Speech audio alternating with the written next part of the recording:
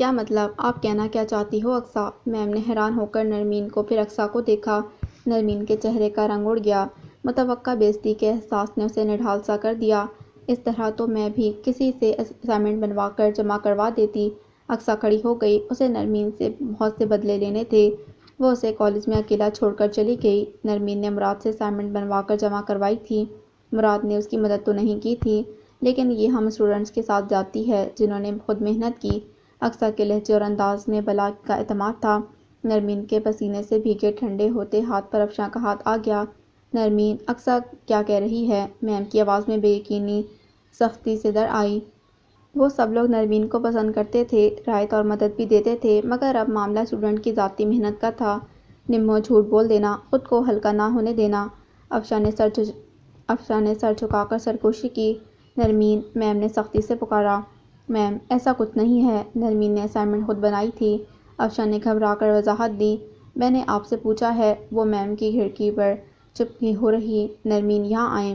نرمین، تمہیں خود کو اس سچویشن سے نکالنا ہوگا۔ بالکل صبح کی طرح اپنے خوف پر قابو پاتی وہ کھڑی ہوئی۔ میم، اس نے کچھ کہنا چاہا، مگر اس سے پہلے ہی میم نے اس کی سن چوک بڑھا دی۔ یہاں آئیں اور بورڈ پر اپنی اسائنمنٹ کے سیدھا سیدھا نکات لکھیں۔ ہائے اللہ! افشاں نے بوکھلا کر دل پر ہاتھ رکھا۔ نمو تو گئی۔ اقصیٰ فاتحانہ انداز میں مسکرائی۔ نرمین نے میم کے ہاتھ سے چاک لی۔ اقصیٰ کو دیکھا۔ اقصیٰ نے طنزی انداز میں بھویں اچکائیں۔ افشاں نے درود شریف کا وظیفہ شروع کیا۔ نرمین نے ٹاپک لکھ کر توقف کیا۔ دوسروں سے اسائنمنٹ بنوا کر نمبر بڑھوا لینا بہت آسان ہوتا ہے۔ اقصیٰ کی سرگوشی بلند تھی۔ نرمین نے گہری سانس لے کر نکات لکھنے شروع کیے تو پھر رکی نہیں، بس لکھتی چلی گئی۔ بلیک بورڈ بھرتا گیا اور اقصیٰ کا رنگ اڑنے لگا۔ افشاں کھلکھلا اٹھی۔ آخری پوائنٹ لکھ کر نرمین نے چاک ڈائس پر رکھی۔ رات 2:30 بجے اٹھ کر اسی خوف کے تحت کہ میم اس سے کوئی سوال نہ پوچھ لیں، اس نے اسائنمنٹ کو رٹا مارا تھا۔ میم، میں نے ہیلپ ضرور لی تھی، مگر اس کا یہ مطلب نہیں کہ مجھے آتا کچھ نہیں۔ میم نے اس کا کندھا تھپتھپایا۔ مجھے ہمیشہ تم پر فخر ہوتا ہے بیٹا۔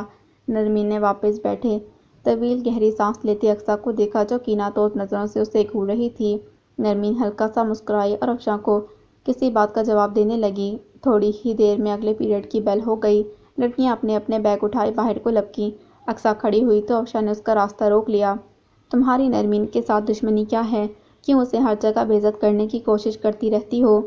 اس کا ساتھ نہیں دے سکتی تو اس کے راستے میں بھی مت آؤ۔ بیگ میں کتابیں رکھتی نرمین نے اسے اشارے سے منع کرنے کی کوشش بھی کی، مگر وہ بہت غصے میں تھی۔ اقصیٰ نے بھی کندھے پر دھرا بیگ کرسی پر رکھا، گویا دو دو ہاتھ کرنے کا پکا ارادہ کر لیا تھا۔ تم لوگ میرے بھائی کا پیچھا چھوڑ دو، میں تمہارا پیچھا چھوڑ دوں گی۔ کیا بکواس کر رہی ہو؟ افشاں کو مزید غصہ آ گیا۔ بیشتر لڑکیاں کلاس روم سے نکل گئی تھیں۔ چند ایک دروازے میں رک کر تماشا دیکھنے لگیں۔ بکواس نہیں کر رہی ہوں، سب سمجھتی ہوں۔ میرے بھائی کو بیوقوف بنا کر فائدہ اٹھانا بند کرو۔ وہ چلائی۔ اقصیٰ، بس کرو، نور العین نے بیزاری سے ٹوکا۔ یہ تمہارے گھریلو مسائل ہیں، انہیں گھر جا کر حل کر لینا۔ افشاں، چلو۔ نرمین نے افشاں کا بازو کھینچا۔ وہ بھی نہیں چاہتی تھی کہ کلاس روم میں تماشا بنے۔ کل پورا کالج اسی پر بات کر رہا ہوتا۔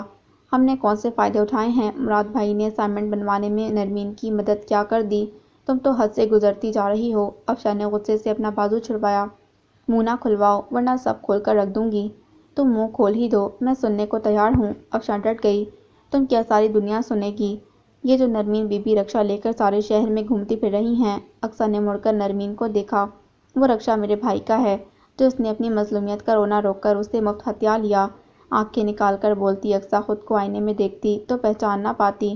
انسان وہ نہیں ہوتا جو نظر آتا ہے، انسان وہ ہوتا ہے جو وہ غصے میں بولتا ہے۔ میں تمہارا منہ توڑ دوں گی۔ مارے غیرت اور شرم کے نرمین گویا زمین میں گڑ گئی، مگر افشاں سے رہا نہیں گیا، تبھی لپک کر سامنے آئی۔ تم کیا منہ توڑو گی؟ اقصیٰ نے اس کے کندھے پر ہاتھ مار کر پیچھے دھکیلا۔ میرے بھائی کو اکیلا دیکھا تو اس کے آگے پیچھے گھوم کر قابو کر لیا۔ اس پر ڈورے ڈالتے تمہیں شرم نہ آئی؟ مارے حیرت، بے یقینی اور ذلت کے احساس کے افشاں بت ہو گئی۔ سرخ چہرہ، سائیں سائیں کرتے کان، پتے کی طرح لرزتا وجود، یہ کیسا الزام تھا؟ وہ اور مراد، وہ تو مراد کو اپنا بھائی سمجھتی تھی۔ نرمین کے حوالے سے بہنوئی۔ اس نے متوحش انداز میں گردن گھما کر نرمین کو دیکھا۔ نرمین کی شعلہ باز نگاہیں اقصیٰ کے چہرے پر جمی تھیں۔ اب کیوں بولتی بند ہو گئی؟ کرتوت سامنے آ گئی، مگر یاد رکھو، میں کبھی اپنے بھائی کی شادی تم سے نہیں کرواؤں گی۔ اقصیٰ نے اسے پسپا ہوتے دیکھ کر انگلی افشاں کے کندھے میں چبھوئی۔ الزام ایسا شرمناک تھا کہ افشاں کا سارا غصہ گرم سیال بن کر آنکھوں سے بہنے لگا۔ کاش زمین پھٹ جائے اور وہ اس میں سما جائے۔ لڑکیاں معنی خیز انداز میں دوسرے کو دیکھ کر چہمہ گوئیاں کرنے لگیں۔ نرمین اقصیٰ اور افشاں کے درمیان آئی۔ تہمت لگانے والے پر اللہ کی لعنت ہو۔ جو سوال الزام ہم پر لگا رہی ہو اس کے جواب جا کر اپنے بھائی سے لو، نرمین نے کہا۔ افشاں کا بازو پکڑا اور وہاں سے لے گئی۔ افشاں اس کے ساتھ گھسیٹتی چلی گئی۔ میرے بھائی کو اس قابل ہی کہاں چھوڑا ہے؟ اقصیٰ چلائی تو نور العین کو غصہ آ گیا۔ بس کرو اقصیٰ، اور کتنا تماشا کرو گی؟ میں تو حیران ہوں، یہ ساری باتیں اس طرح سرعام کرنے والی تھیں؟ تمہیں نہیں پتا یہ میرے بھائی کے پیچھے ہاتھ دھو کر پڑی ہیں، اقصیٰ نے غصے سے بتایا۔ تمہارا بھائی کوئی چھوٹا بچہ نہیں ہے جو اس طرح کسی کی باتوں میں آ جائے گا۔ اگر وہ اسے پسند کرتا ہے تو تمہیں اعتراض نہیں ہونا چاہیے، نور العین نے دو ٹوک لہجے میں کہا۔ آج اقصیٰ کا اس طرح جاہلوں کی طرح لڑنا طعنہ دینا اسے ایک آنکھ نہ بھایا تھا۔ تم نے میرے بھائی کو دیکھا ہے نا؟ اقصیٰ کے سوال کے جواب میں نور العین کہنا چاہتی تھی۔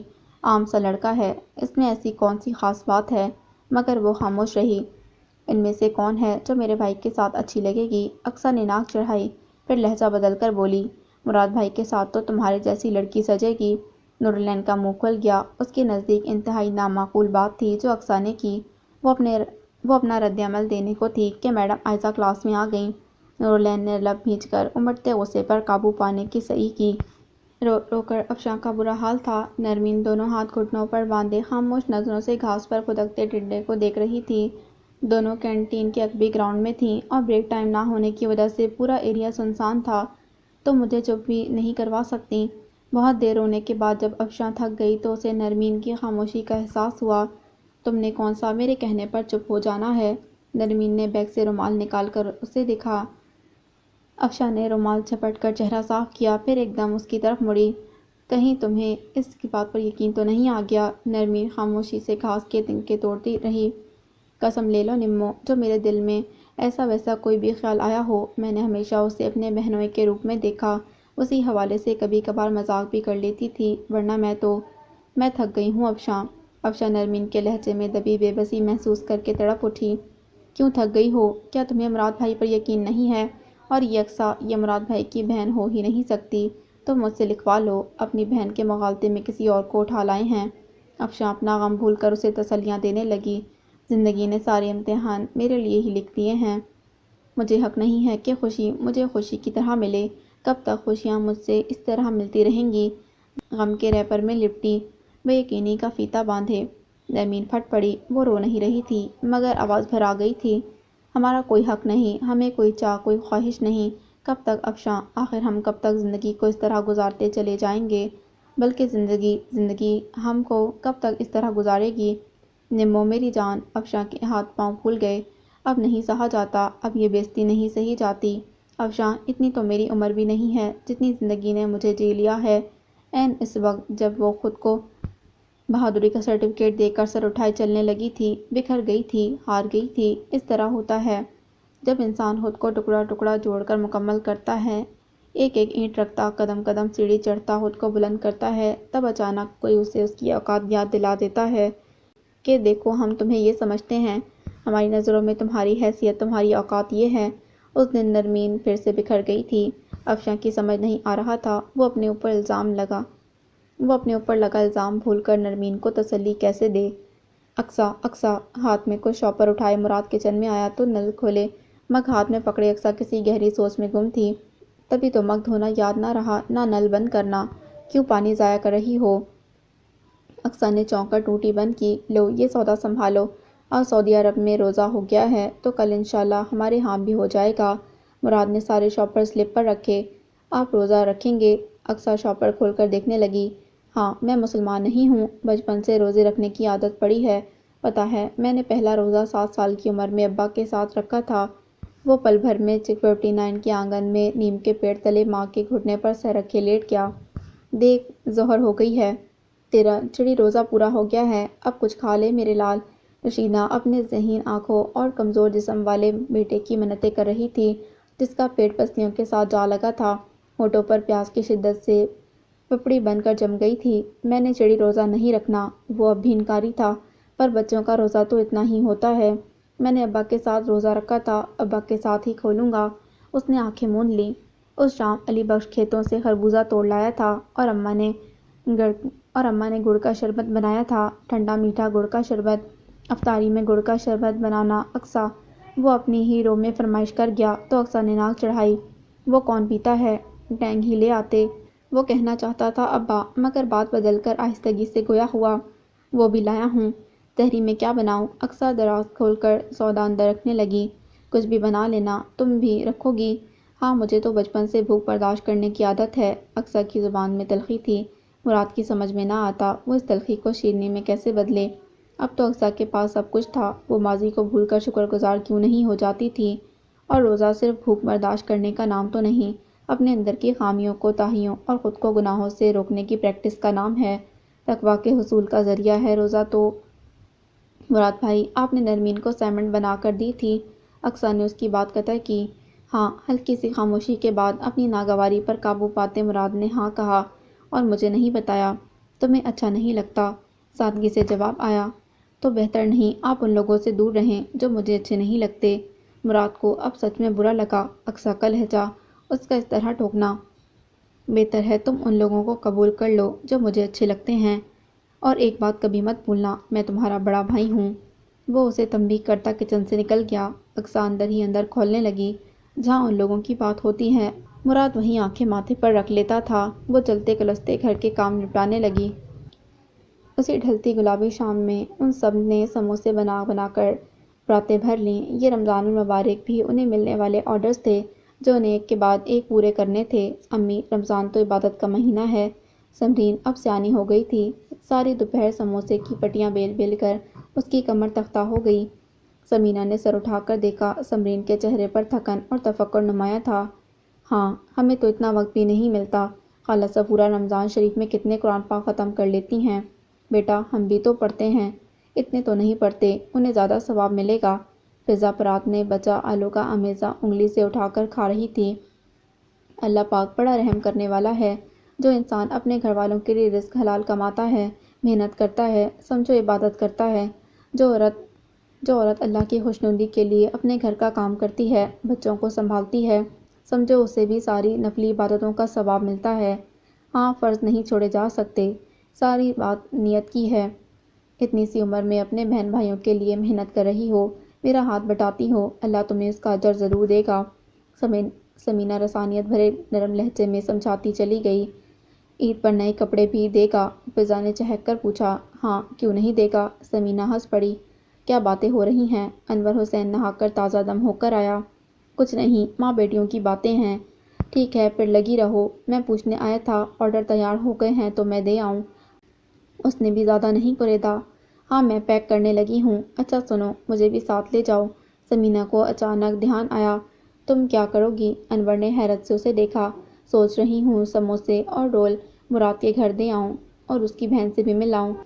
نہ، مراد اسے یہاں لے کر آیا، نہ میرا مراد کے ہاں جانا ہوا۔ اب بچی رمضان میں کہاں کھپتی پھرے گی، اس بہانے ملاقات ہو جائے گی۔ یہ بھی ٹھیک ہے، نرمین کو بھی لے جاؤ۔ نہیں نہیں، وہ تو بہت تھک گئی ہے، جب سے آئی ہے کمرے میں ہی پڑی ہے، میں نے نہیں چھیڑا، بیچاری کے پاس آرام کے چند ہی تو پل ہیں۔ ہاں یہ تو ہے، چلو پھر۔ بچوں نے بھی ساتھ جانے کی ضد کی مگر سمینہ نے ڈانٹ کر بٹھا دیا۔ نرمین بتاتی تھی مراد کی بہن کچھ نخرے والی ہے۔ کون ہے؟ آواز میں بیزاری تھی، ساری دنیا سے چڑھ کر جو بیٹھی تھی۔ بیٹی، میں ہوں، نرمین کی امی۔ نرم مدھم آواز۔ نرمین کا نام سنتے ہی اقصیٰ کا حلق تک کڑوا ہو گیا۔ دروازہ کھول کر سامنے کھڑی عورت کا جائزہ لیا، گھر کے کپڑوں پر سفید چادر اوڑھے، ہاتھ میں ڈبہ پکڑے وہ شفقت سے مسکرائیں۔ بس انہی کی کمی تھی۔ جی فرمائیں، اقصیٰ نے دروازے میں کھڑے کھڑے پوچھا۔ مسکراہٹ غائب ہوئی، عجیب سے احساس نے سمینہ کو گھیرا۔ اقصیٰ نے اندر آنے کو نہیں کہا تھا، عجیب روکھا بدلحاظ لہجہ۔ تمہارا دماغ تو ٹھیک ہے؟ امی کہاں گئیں؟ چھت پر لیٹی نرمین کو یہ خبر فضا نے دی۔ وہ تڑپ کر سیدھی ہوئی، مراد بھائی کے گھر۔ فضا نے نرمین کے سر کے اوپر تالی ماری، جہاں کئی مچھر ایک دائرے میں چکرا رہے تھے۔ کیوں گئی ہیں؟ پتہ نہیں۔ فضا نے لاپرواہی سے کندھے اچکائے، تبھی یاد آ گیا، سموسے دینے گئی ہیں۔ نرمین نے سر پکڑ لیا۔ کاش سمینہ اس سے پوچھ لیتیں یا جانے سے قبل بتا ہی دیتیں تو وہ بہانے سے روک لیتی۔ اف خدایا، اگر اس نے امی سے کچھ الٹا سیدھا کہہ دیا تو۔ بیٹا، مراد گھر پر نہیں ہے؟ نہیں۔ کیسا لٹھ مار جواب تھا۔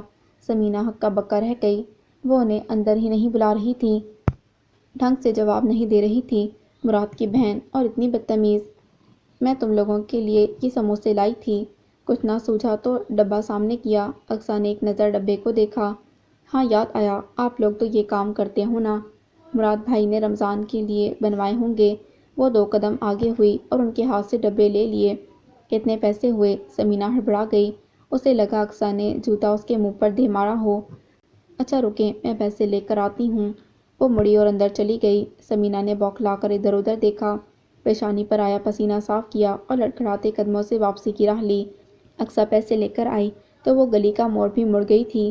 حد ہو گئی، پیسے لے کر ہی نہیں گئی، بیٹی کی طرح ماں میں بھی نخرہ ہے۔ اس نے غصے سے دروازہ بند کر دیا۔ دروازہ نرمین نے کھولا۔ اس کی چپتی نگاہوں میں کچھ ایسا تو تھا کہ سمینا نظریں چراتی گھر میں داخل ہوئی۔ کہاں سے آ رہی ہیں؟ میں نے کہاں جانا ہے، یہیں تک تو گئی تھی۔ وہ چادر اتار کر تہہ کرنے لگی، مگر تہہ لگ ہی نہیں رہی تھی۔ مراد کے گھر کیوں گئی تھی؟ نرمین سامنے آئی۔ ہاں گئی تھی، اب کیا ہر جگہ تم سے پوچھ کر جاؤں گی؟ اس نے جھنجھلا کر چادر گول مول کر کے چارپائی پر پھینک دی۔ ملی اقصیٰ؟ اس نے آپ سے کیا کہا؟ ہاں ملی، اصرار کر رہی تھی بیٹھیں چائے پانی پئیں، لیکن مراد گھر پر نہیں تھا اور مجھے بہت کام تھا اس لیے آ گئی۔ تم کیا پولیس والوں کی طرح مجھ سے تفتیش کر رہی ہو؟ حد ہے بھائی، اب بڑے چھوٹے کی تمیز ہی نہیں رہی۔ وہ بولتی ہوئی کمرے میں چلی گئی۔ ماں کی جھنجھلاہٹ، نظریں چرانا، اتنی جلدی واپسی، اور مراد بھی گھر پر نہیں تھا۔ نرمین بے جان سی ہو کر چارپائی کے کنارے ٹک گئی۔ اقصیٰ نے ان کی زندگیوں کو اتھل پتھل کر دیا تھا۔ بشیر کو اپنی طرف آتا دیکھ کر ماجد نے کپڑا اٹھا کر کاؤنٹر صاف کرنا شروع کر دیا۔ وہ بس اپنی بوکھلاہٹ پر قابو پانے کی کوشش کر رہا تھا۔ سلام بشیر بھائی۔ بشیر کے پاس آتے ہی وہ الرٹ ہو گیا۔ وعلیکم السلام۔ بشیر نے ایک کوہنی کاؤنٹر پر ٹکائی۔ کچھ چاہیے بشیر بھائی؟ بتائیں کیا پیش کروں؟ کچھ نہیں، بس کھاتا دیکھنے آیا تھا۔ بشیر نے جیب سے سگریٹ نکالی۔ کھاتا؟ کون سا کھاتا؟ سگریٹ سلگاتے بشیر نے نظروں کا زاویہ بدل کر اسے دیکھا۔ نہیں، کھاتا تو کوئی نہیں، بس چھوٹی موٹی چیزیں تھیں، وہ تو کلیئر ہو گیا تھا۔ دکھاؤ۔ ماجد نے تذبذب سے اسے دیکھا، پھر رجسٹر اٹھا کر کھولنے لگا۔ کھاتے میں کچھ بھی نہ تھا، بس بسکٹ، ڈبل روٹی، شیمپو کے ساشے، ایسی ہی ضروری استعمال کی چیزیں جو اشد ضرورت کے وقت منگوائی جا سکتی ہیں۔ اس نے رجسٹر بند کر دیا۔ بشیر بھائی کچھ لینا نہیں ہے؟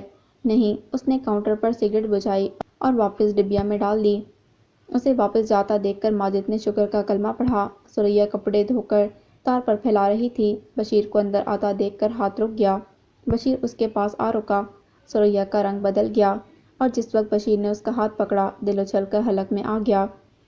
بشیر نے اس کے ہاتھ کی پشت کو دیکھا جو اب سیاہی مائل ہو رہی تھی، پھر ہاتھ چھوڑا اور اسی کے کمرے میں داخل ہو گیا۔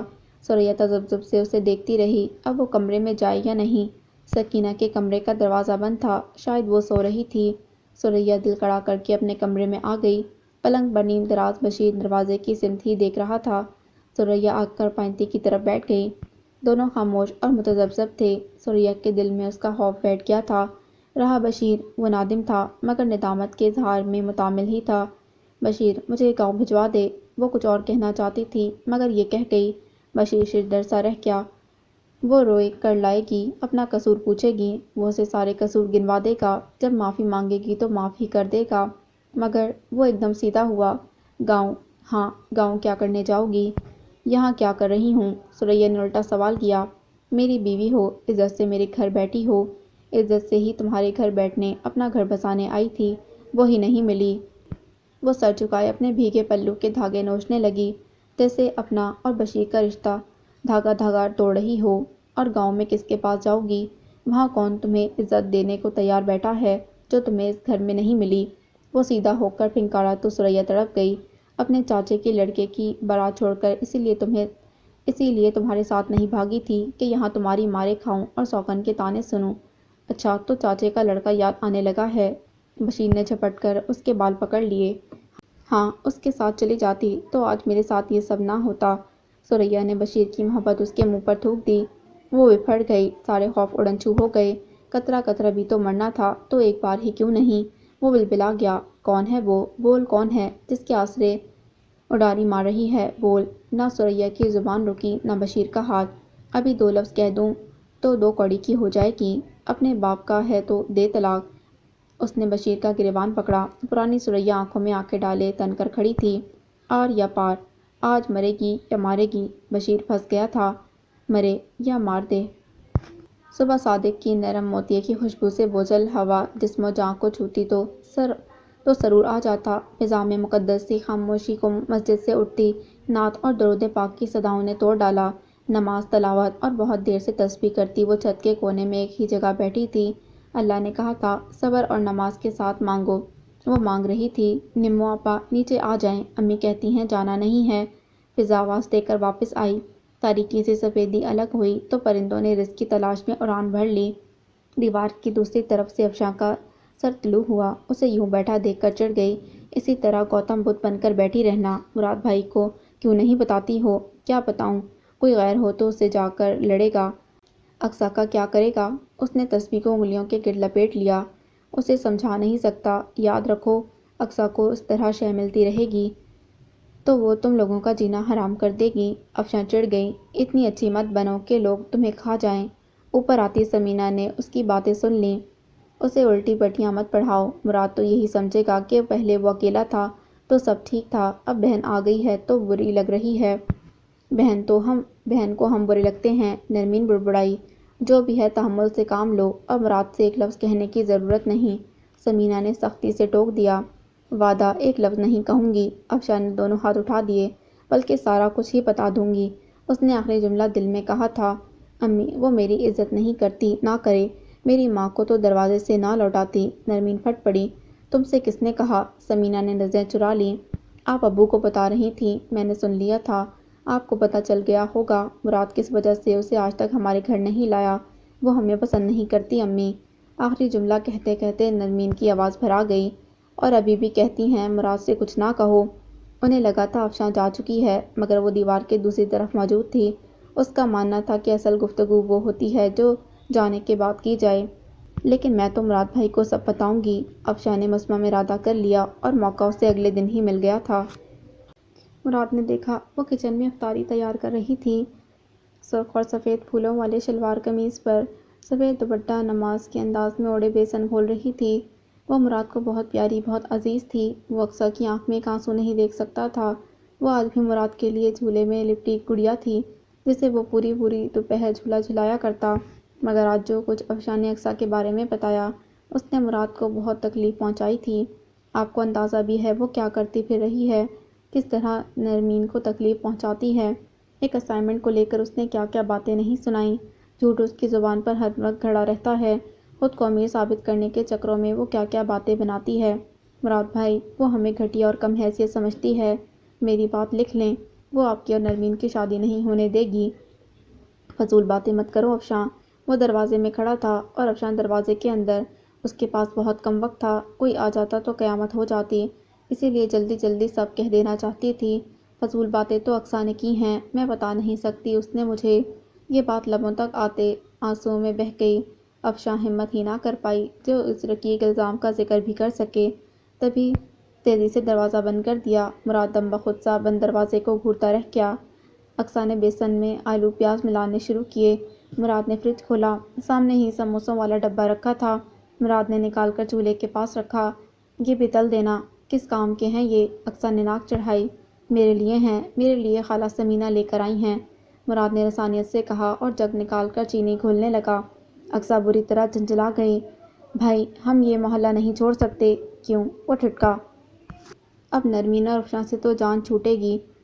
آپ کا اٹھنا بیٹھنا انہی غریب لوگوں میں ہے، سب جانتے ہیں ہم ایک ہی محلے میں رہتے ہیں تو مجھے بھی غریب سمجھتے ہیں۔ نئے محلے میں جائیں گے تو اچھے لوگوں میں تعلقات بنیں گے، ہمارا بھی اسٹیٹس بلند ہوگا۔ وہ خود کو امیر سمجھتی تھی کیونکہ اس کے پاس اب اچھا لباس اور اچھا کھانے کو تھا۔ وہ خود کو ان سب سے بلند سمجھنے لگی تھی۔ اسے غربت سے نفرت تھی مگر نہیں سمجھتی تھی کہ چونا لگا کر کوے کبوتر نہیں بن جاتے۔ یہ غیر فطری تھا۔ بیری کا قدیم درخت اپنی بزرگانہ خاموشی کے ساتھ گاؤں کے آخری کونے پر استادہ تھا اور نیچے کچے پکے اور ضرورت سے زیادہ پکے بیروں کا فرش بچھا تھا۔ کچھ بچے شاخوں سے لٹک کر ہلکورے دیتے تو تازہ پکے بیر ٹپ ٹپ ان پر برسنے لگتے۔ ان بیروں کی زیادہ تعداد مراد کی جھولی میں آ گئی تو لڑائی پڑ گئی۔ اوئے ترکھان کے بچے لڑکے نے للکارا تو مراد نے اپنے کمزور ہاتھ کا مضبوط موقع اس کی ناک پر دے مارا۔ باقی لڑکوں نے پکڑ کر اس کی درگت بنا دی، کپڑے لیرو لیر کر دیے۔ وہ اس کے پاس کپڑوں کا آخری جوڑا تھا۔ مارا کیوں؟ ماں اس کی جسم کی ٹکور کر رہی تھی۔ وہ باپ کا صافہ باندھے چرپائی پر لیٹا تھا کہ اس کے پاس پہننے کو کوئی شلوار نہ تھی۔ اس نے مجھے گالی دی تھی۔ کون سی گالی؟ علی بخش نے اس کا سر اپنے بازو پر رکھا۔ اوئے ترکھان کے بچے، اس نے غصے سے بتایا۔ کیا تم نہیں ہو؟ باپ نے رسانیت سے پوچھا تو وہ ٹکر ٹکر باپ کی شکل دکھنے لگا۔ بتاؤ مراد، کیا تم علی بخش ترکھان کے بیٹے نہیں ہو؟ مراد نے آہستگی سے سر ہلا دیا۔ وہ ماسٹر کے گھر پیدا ہوا، تم ترکھان کے گھر؟ یہ رب کی تقسیم ہے۔ تم نے اس لڑکے کو نہیں مارا، رب کی تقسیم پر اعتراض کیا ہے۔ مراد نے کان پکڑ کر اللہ سے معافی مانگ لی۔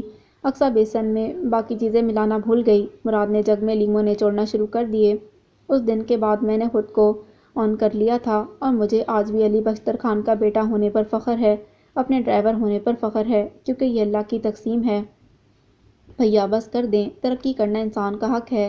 یہاں ہمیں کون جانتا ہے، ہم کچھ بھی بن جائیں، نئے محلے میں جائیں گے، نئے لوگوں سے ملیں گے، آپ کی شادی کسی اچھے گھر میں کریں گے، ہمارا سٹیٹس بدل جائے گا۔ اقصیٰ چڑھ کر بولی۔ اچھا گھر مطلب امیر؟ مراد نے استفسار کیا۔ ظاہر ہے میں اسی میں خوش ہوں۔ خدا کا واسطہ ہے مراد بھائی، کچھ تو سوچ بدلیں۔ اور میں آپ کو بتا رہی ہوں، میں آپ کی شادی ہرگز افشاں کے ساتھ نہیں ہونے دوں گی۔ لیموں مراد کے ہاتھ سے پھسل کر جگ میں گر گیا۔ افشاں؟ اسے تو میں نے اچھی طرح سمجھا دیا ہے، آپ بھی سمجھ لیں۔ فضول باتیں تو اقصیٰ نے کی ہیں، میں آپ کو بتا نہیں سکتی کہ اس نے مجھے۔ تو یہ تھی وہ بات جو افشاں کے لبوں پر آتے آتے رک گئی تھی۔ اقصیٰ، اقصیٰ، دانت پیستا مٹھیاں بھینچتا، تم۔ اقصیٰ ڈر گئی۔ مراد نے جگ اٹھا کر پوری قوت سے زمین پر دے مارا۔ اقصیٰ لرز کر رہ گئی۔ مراد تیزی سے کچن سے نہیں، گھر سے ہی نکل گیا۔ اقصیٰ حواس باختہ سی بکھرے کانچ کو دیکھنے لگی۔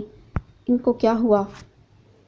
دسترخوان بچھا تھا، روزہ کھلنے میں چند ہی منٹ رہتے تھے۔ سمینہ نے سب کی پلیٹ میں 2 کھجوریں اور ایک سموسہ رکھ دیا۔ نرمین نے لال شربت کے گلاس بھرنے شروع کیے۔ آپا کتنی دیر ہے؟ طلحہ نے نڈھال سی سرگوشی کی۔ سب کی دیکھا دیکھی روزہ رکھ تو لیا تھا، مگر پورا کرتے کرتے بس ہو گئی تھی۔ بس تم دعا پڑھو۔ حذیفہ نے گلاس کو چھو کر اس کی ٹھنڈک محسوس کی۔ فضا آنکھوں کو بند کیے خشوع و خضوع سے اللہ تعالیٰ سے عید کے نئے کپڑے مانگ رہی تھی۔ اسے لال فراق چاہیے تھی اور سنا تھا روزے کے وقت اللہ دعائیں قبول کرتا ہے۔ تبھی دروازے پر دستک ہوئی۔ انور حسین وضو کر کے آیا تھا، اسی نے دروازہ کھولا۔ مراد کو دیکھ کر ایک لمحے کو حیران ہوا، مگر حیرانی کا اظہار نہیں کیا، خوش دلی سے اندر لے آیا۔ اپنی جگہ پر بیٹھتی نرمین ٹھٹک گئی۔ اسے اس وقت اپنی بہن کے ساتھ افطاری پر ہونا چاہیے تھا، وہ یہاں کیا کر رہا تھا؟ آؤ بیٹا بیٹھو۔ سمینہ نے جلدی سے سمرین کو شیشے کا گلاس اور نئی پلیٹ لانے کو دوڑایا۔ سب ٹھیک ہے نا؟ نرمین سے رہا نہیں گیا۔ وہ اس کی طرف نہیں دیکھ رہا تھا۔ سائرن بجنے لگا تو بچوں نے جلدی جلدی شربت کے گلاس منہ کو لگا لیے۔ مراد نے ایک کھجور کھا کر شربت پیا اور ہاتھ کھینچ لیا۔ بہن گھر میں اکیلی ہوگی، اسے بھی ساتھ لے آتے، انور حسین نے کہا۔ مراد کی سنجیدگی ان سب کو کھل رہی تھی۔ خالہ، مراد نے سر اٹھا کر سمینہ کو دیکھا، آپ سب لوگ میرے لیے بہت اہم ہیں۔ ہم نے اپنی زندگی کا مشکل وقت ایک ساتھ دیکھا ہے، اللہ کے بعد تمہارے آسرے ہی وقت جھیلا تھا۔ انور حسین نے مراد کی پشت تھپ تھپائی۔ میں آپ کی اتنی ہی عزت کرتا ہوں جتنی اپنے ماں باپ کی۔ میں اقصیٰ کی طرف سے معافی مانگتا ہوں۔ نہیں، اس نے کچھ نہیں کہا، سمینہ نے گھبرا کر کہا اور کھا جانے والی نظروں سے نرمین کو دیکھا۔ اس کے فرشتوں کو بھی خبر نہ تھی۔ اب جان جائے گی اور میں اسے سمجھا بھی دوں گا۔ مراد نے براہ راست نرمین کو دیکھا۔ میں چلتا ہوں، نماز کو دیر ہو جائے گی۔ مراد کھڑا ہوا۔ ہاں، ساتھ ہی نکلتے ہیں۔ انور حسین بھی کھڑا ہو گیا۔ امی قسم لے لیں میں نے ایک لفظ نہیں کہا۔ ہاں اسے الہام ہوا ہے۔ وہ باقاعدہ ناراض ہو گئی تھی۔ ناراض تو مراد بھی ہوا تھا اقصیٰ سے، اور اقصیٰ ڈر گئی تھی، بھائی کو خفا کر کے اس نے جانا کہاں تھا، مگر انہیں افشاں کے نام پر اتنا غصہ کیوں آیا؟ زیتون کے ساتھ لپٹی بیل کاسنی پھولوں سے لدی ہوئی تھی۔ سارا دن اس کے پھول برآمدے میں بکھرے رہتے۔ شروع میں وہ برآمدے کو صاف رکھنے کے چکروں میں ہلکان ہوتی رہتی، اب اس کی توجہ ہی نہیں رہتی تھی۔ ابھی زیتون کے ساتھ بڑی کرسی پر بیٹھی اپنی ہی سوچوں میں مستغرق تھی۔ اس نے افطاری بھی نہیں بنائی تھی، کل کے پڑے چاول گرم کر کے کھا لیے۔ تبھی مراد چلا آیا۔ کہاں چلے گئے تھے مراد بھائی؟ میں اتنی پریشان ہو گئی تھی۔ اقصیٰ تڑپ کر کھڑی ہوئی۔ آج تک بس مراد کا پیار دیکھا تھا، پہلی بار اس کا غصہ دیکھا تو ڈر گئی۔ کل سے تمہیں نرمین لینے نہیں آئے گی، وحید آئے گا، میں نے رکشہ بدلوا دیا ہے۔ مراد شاید یہی بتانے آیا تھا، پھر بیٹھک میں چلا گیا۔ یہ انہوں نے غصے میں کیا ہے یا سمجھ میں آ گیا ہے؟ میں ان کے ساتھ نہیں چل سکتی۔ اقصیٰ نے الجھ کر سوچا، پھر مسکرا دی۔ یقیناً انہوں نے میرے لیے کیا ہے، غصہ کر کے اب شرمندہ ہو رہے ہوں گے۔ بس اسی طرح دھیرے دھیرے انہیں گھر بدلنے پر بھی آمادہ کر لوں گی۔ اس نے خود کو اپنی خوشگوانی سے بہلا لیا۔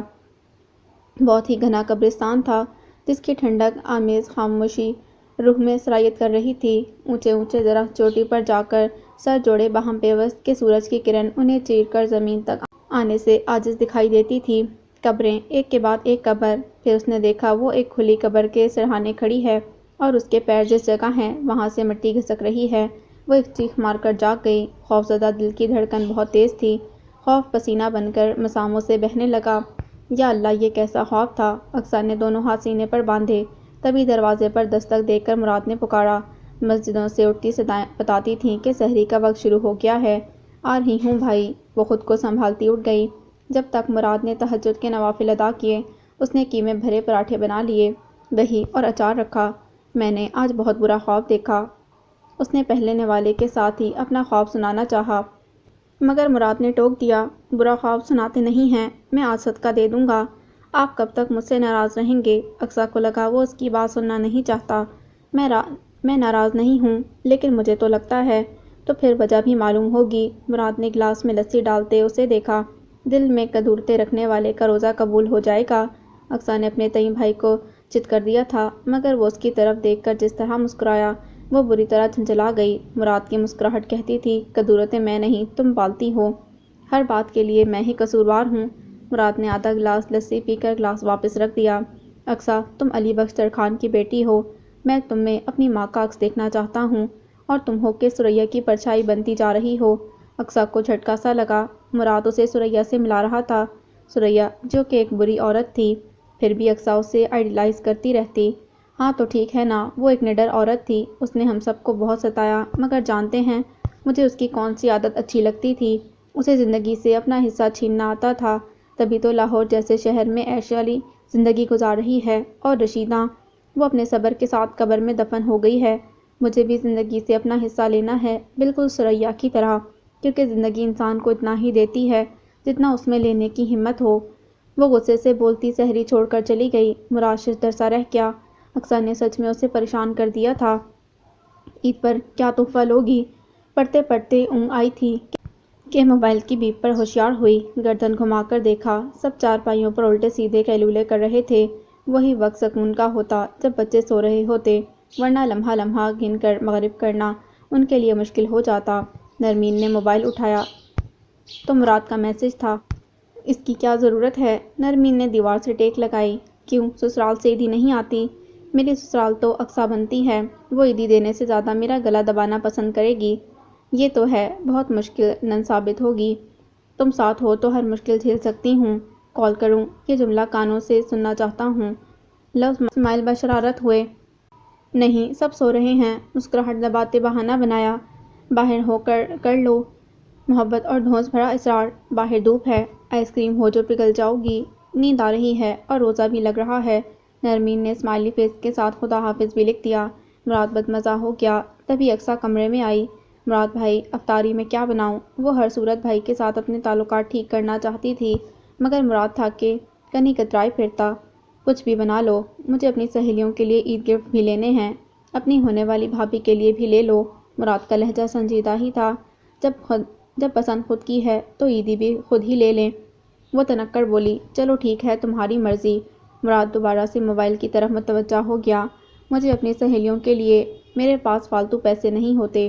مراد نے رکھائی سے کہا، افشاں پر لٹانے کے لیے ہوتے ہیں۔ وہ تڑپ کر گویا ہوئی، بالکل، مراد نے اطمینان سے جواب دیا۔ اقصیٰ کی آنکھوں میں آنسو بھر آئے، وہ تیزی سے واپس مڑ گئی۔ مراد بے چین ہوا، مگر اٹھ کر پیچھے نہیں گیا۔ اسے لگا اقصیٰ کے بیجا لاڈ اٹھانے کا نتیجہ ہی تھا کہ وہ سر پر چڑھ گئی تھی۔ گلی کا موڑ مڑنے سے پہلے رش کی وجہ سے رکشہ رک گیا۔ رمضان کی وجہ سے تمام اسکول کالجز میں اسی وقت چھٹی ہوتی تھی۔ اقصیٰ نے بیزاری سے گردن موڑ کر باہر دیکھا۔ سیاہ چادر والی عورت جھولی پھیلائے گردن جھکائے بیٹھی تھی۔ اقصیٰ کو رات والا خواب یاد آیا تو اپنا بیگ کھنگالنے لگی۔ وہ اب نرمین کے ساتھ نہیں جاتی تھی۔ کالج میں آمنا سامنا ہوتا تو منہ موڑ لیتی۔ نرمین کو برا تو لگتا، مگر اس نے بھی اقصیٰ کو اس کے حال پر چھوڑ دیا تھا، کیونکہ مراد نے کہا تھا سب ٹھیک ہو جائے گا۔ افشاں اور اقصیٰ آمنے سامنے ہوتیں تو یوں ایک دوسرے کو گھورتیں جیسے کچا کھا جائیں گی۔ ہم جلد اس علاقے سے شفٹ کر جائیں گے۔ بھائی کو یوں تمہارے چنگل سے نکال لوں گی کہ تم دیکھتی رہ جاؤ گی۔ اقصیٰ دل ہی دل میں پلان بناتی رہتی۔ رک جاؤ بھائی، رکشے والا رکشہ بڑھانے کو تھا جب اقصیٰ نے اسے روکا اور پیسے ہاتھ میں لے کر اتری۔ وہ عورت اب بھی سر جھکائے بیٹھی ہاتھ پھیلائی تھی۔ اقصیٰ نے 50 روپے کا نوٹ اس کے چادر میں ڈھکے ہاتھ پر رکھ دیا۔ یہ شاید آج کے دن کی پہلی کمائی تھی۔ تبھی اس نے سر اٹھا کر دینے والے کو دیکھا اور اتنی ہی سرعت سے اپنا آدھا چہرہ ڈھانپ لیا۔ اقصیٰ کو عجیب سا احساس ہوا۔ وہ صرف آنکھیں دیکھ پائی تھی اور ان آنکھوں کا تاثر جیسے وہ اقصیٰ کو پہچانتی ہوں، جیسے اقصیٰ نے انہیں بہت قریب سے دیکھا ہو۔ اس کے رکشے کے پیچھے ایک گاڑی رکی اور گاڑی والے نے ہارن پر ہاتھ رکھ دیا تھا۔ اقصیٰ بھاگ کر رکشے میں بیٹھ گئی، مگر وہ آنکھیں جیسے اس کے اندر کھپ گئی تھیں۔ سیاہ چادر والی نے ہاتھ پر دھرے نوٹ کو دیکھا، پھر دور جاتے رکشے کو، اور پھپک کر رو دی۔ وہ 50 کا نوٹ آج کے دن کا پہلا نوٹ تھا، اور ملا بھی تو کس کے ہاتھ سے؟ رات کا آدھا سفر ابھی باقی تھا، وقت تہجد بس تھوڑی ہی دیر تھا۔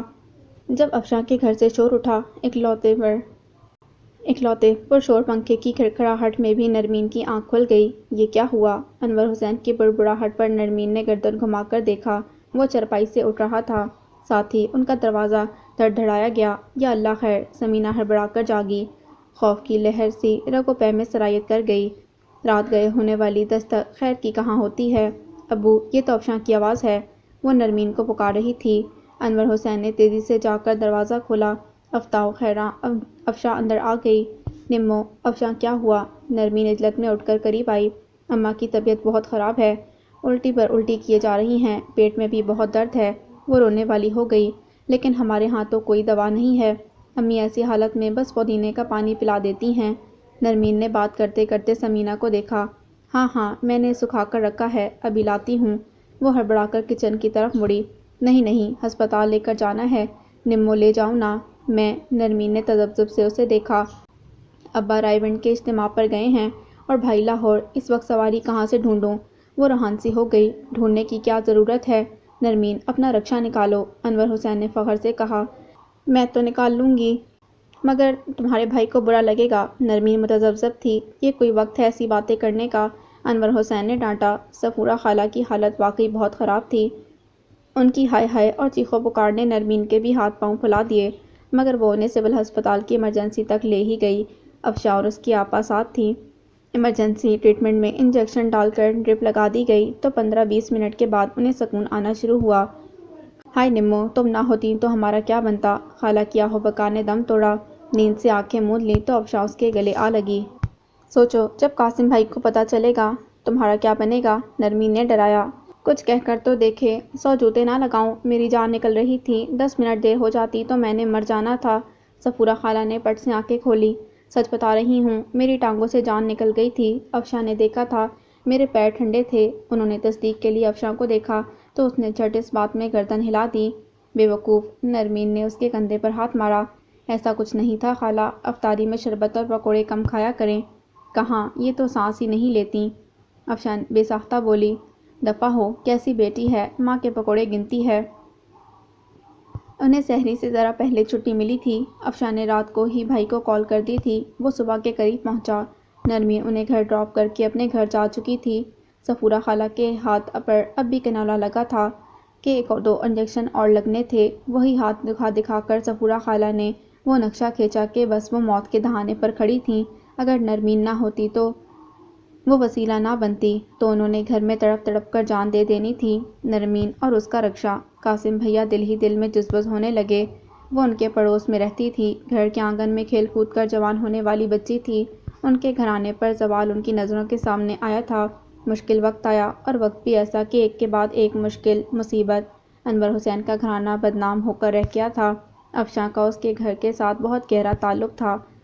اگر نرمین کے ساتھ افشاں کا نام بھی اچھلا، نرمین پر آئی مصیبتوں میں کہیں افشاں حصے دار نہ بن جائے۔ وہ وقت بیت گیا تھا جب ہر گھر کی بیٹی کی عزت سانجی ہوتی تھی۔ اب عزت اپنی اپنی تھی۔ پھر نرمین نے ریڑھی لگائی، رکشہ چلانے لگی۔ انہیں سچ میں برا لگا تھا، یہ لڑکیوں کے کرنے والے کام نہ تھے۔ نرمین بےعزتی تھی، نری بےعزتی تھی۔ وہ کنارہ کش ہوا، افشاں پر پابندی لگ گئی۔ لیکن قاسم نے اپنی نظروں کے سامنے اس گھر کو اٹھتے دیکھا جو فقیروں سے بدتر زندگی گزارنے لگے تھے۔ لوگ انہیں اپنی زکوٰۃ کا مستحق سمجھنے لگے تھے۔ وہ گھرانہ اپنے قوت بازو پر پھر سے بھروسہ کر کے اٹھا اور عزت کی روٹی کمانے لگا۔ قاسم نے اس گھر کے بچے بچے کو محنت کرتے دیکھا تھا۔ اگر نرمین ہمت نہ کرتی تو شاید آج بھی لوگوں کے گھروں سے آیا بچا کھچا سالن اور ترس کے آٹے میں گوندھی روٹیوں کے ٹکڑے کھا رہے ہوتے۔ وہ مشکل وقت میں ساتھ چھوڑ گیا تھا، مگر جب ان پر وقت آیا تو نرمین ساتھ کھڑی تھی۔ آدھی رات کو ڈاکٹروں کے پیچھے بھاگی تھی، میڈیکل اسٹور سے دوائیاں لائی تھی، ورنہ آپا اور افشاں اس قابل کہاں تھیں۔ قاسم کو بھی اپنی ماں پیاری تھی۔ ساتھ والے گھر کا دروازہ کھلا، سمینہ کی آواز آنے لگی، ساری رات کی جاگی ہو نمو، آج چھٹی کر لو۔ قاسم نے ارکِ ندامت صاف کیا اور اپنے گھر سے باہر نکلا۔ امی جی، دل تو میرا بھی چاہ رہا ہے کہ اور آرام کر لوں، مگر ان بچوں اور لڑکیوں کو کیسے چھٹی کروا دوں۔ نرمین کی آواز رکشے کی آواز میں دب گئی تھی۔ اس نے رکشہ باہر نکال لیا تھا، مگر قاسم کو دیکھ کر روک لیا۔ قاسم بھائی، خالہ کی طبیعت اب کیسی ہے؟ شام کو دوبارہ انجیکشن لگنے ہیں، نرمین نے یاد دہانی کروائی۔ تم فارغ ہو تو لے جانا، موٹر سائیکل پر نہیں جا سکیں گی۔ نرمین نے بے حد تحیر کے ساتھ انہیں دیکھا۔ فارغ نہیں ہو تو بتا دو، جانتا ہوں تمہاری روٹین بہت ٹف ہے۔ نرمین کھل کر مسکرائی، کتنی بھی ٹف ہو، خالہ کو لے جاؤں گی۔ وہ سر ہلا کر اندر چلے گئے، پھر مڑے، تمہارا کرایہ پورا کر دوں گا، وہ تو میں لوں گی ہی۔ گھوڑا گھاس سے دوستی کرے گا تو کھائے گا کیا؟ وہ شرارت سے ہنسی، بہت تیز ہو گئی ہو۔ وہ مسکراہٹ دباتے اندر چلے گئے۔ نرمین نے پوری اسپیڈ سے رکشہ دوڑایا اور بھول گئی کہ اسپیڈ بریکر ہے۔ زور کا جھٹکا لگا تو کھلکھلا کر ہنس دی۔ جا نرمین، خوشی میں اوور ہی ہو جاتی ہے۔ وہ عجیب ہی خواب تھا، اپنوں سے بھری دیوار، زمین پر جا بجا پھیلا سوکھا گیلا گوبر، گندمی ایڑیاں سرخ مہندی سے رنگی جس میں باریک پائل بجتی تھی، سیاہ چادر میں لپٹی عورت، اس کی آنکھیں، کس کی آنکھیں، ایسی شناسا سی آنکھیں۔ وہ ایک دم جاگی اور ہڑبڑا کر اٹھی اور ننگے پاؤں دوڑتی ہوئی آئی۔ مراد وضو کر رہا تھا، وہ ثریا آپا تھی۔ مسح کرتے مراد نے مڑ کر اسے دیکھا، جس کی آنکھیں بے یقین خوف میں لپٹی تھیں۔ کون؟ کس کی بات کر رہی ہو؟ اقصیٰ متذبذب سی قریب آئی، وہ عورت جو سڑک کے کنارے بیٹھی تھی، کالی چادر والی۔ کیا بات کرتی ہو، وہ تو لاہور میں ہوتی ہے، تم نے ہی تو بتایا تھا۔ مراد کو اس کی بات پر 1% بھی یقین نہ آیا۔ وہی تو، وہ لاہور میں اپنے شوہر کے ساتھ خوش تھی، بہت خوبصورت چینی کے ٹائلوں والے گھر میں رہتی ہے، مگر اقصیٰ نے کن پٹی مس لی۔ اس کا رنگ اڑا ہوا تھا اور کالی چادر میں لپٹی 2 آنکھیں ذہن میں پیوست ہو گئیں۔ انسانوں کی شکلیں ملتی جلتی بھی ہوتی ہیں، تمہیں شباہت محسوس ہوئی ہوگی، شاید ایسا ہی ہو، مگر پتہ نہیں کیوں ذہن اٹک سا گیا ہے۔ اقصیٰ نے الجھے لہجے میں کہا، جو لوگ ہماری زندگی سے چلے گئے ہیں ان کے بارے میں سوچ سوچ کر زیادہ پریشان ہونے کی ضرورت نہیں ہے۔ وہ عورت کوئی بھی ہو سکتی ہے، ضروری نہیں کہ ثریا ہی ہو، مراد نے نرمی سے سمجھایا۔ ہو سکتا ہے، وہ اب بھی متامل تھی۔ اچھا، کل ایک دفعہ دوبارہ دیکھ لینا، تمہاری تسلی ہو جائے گی۔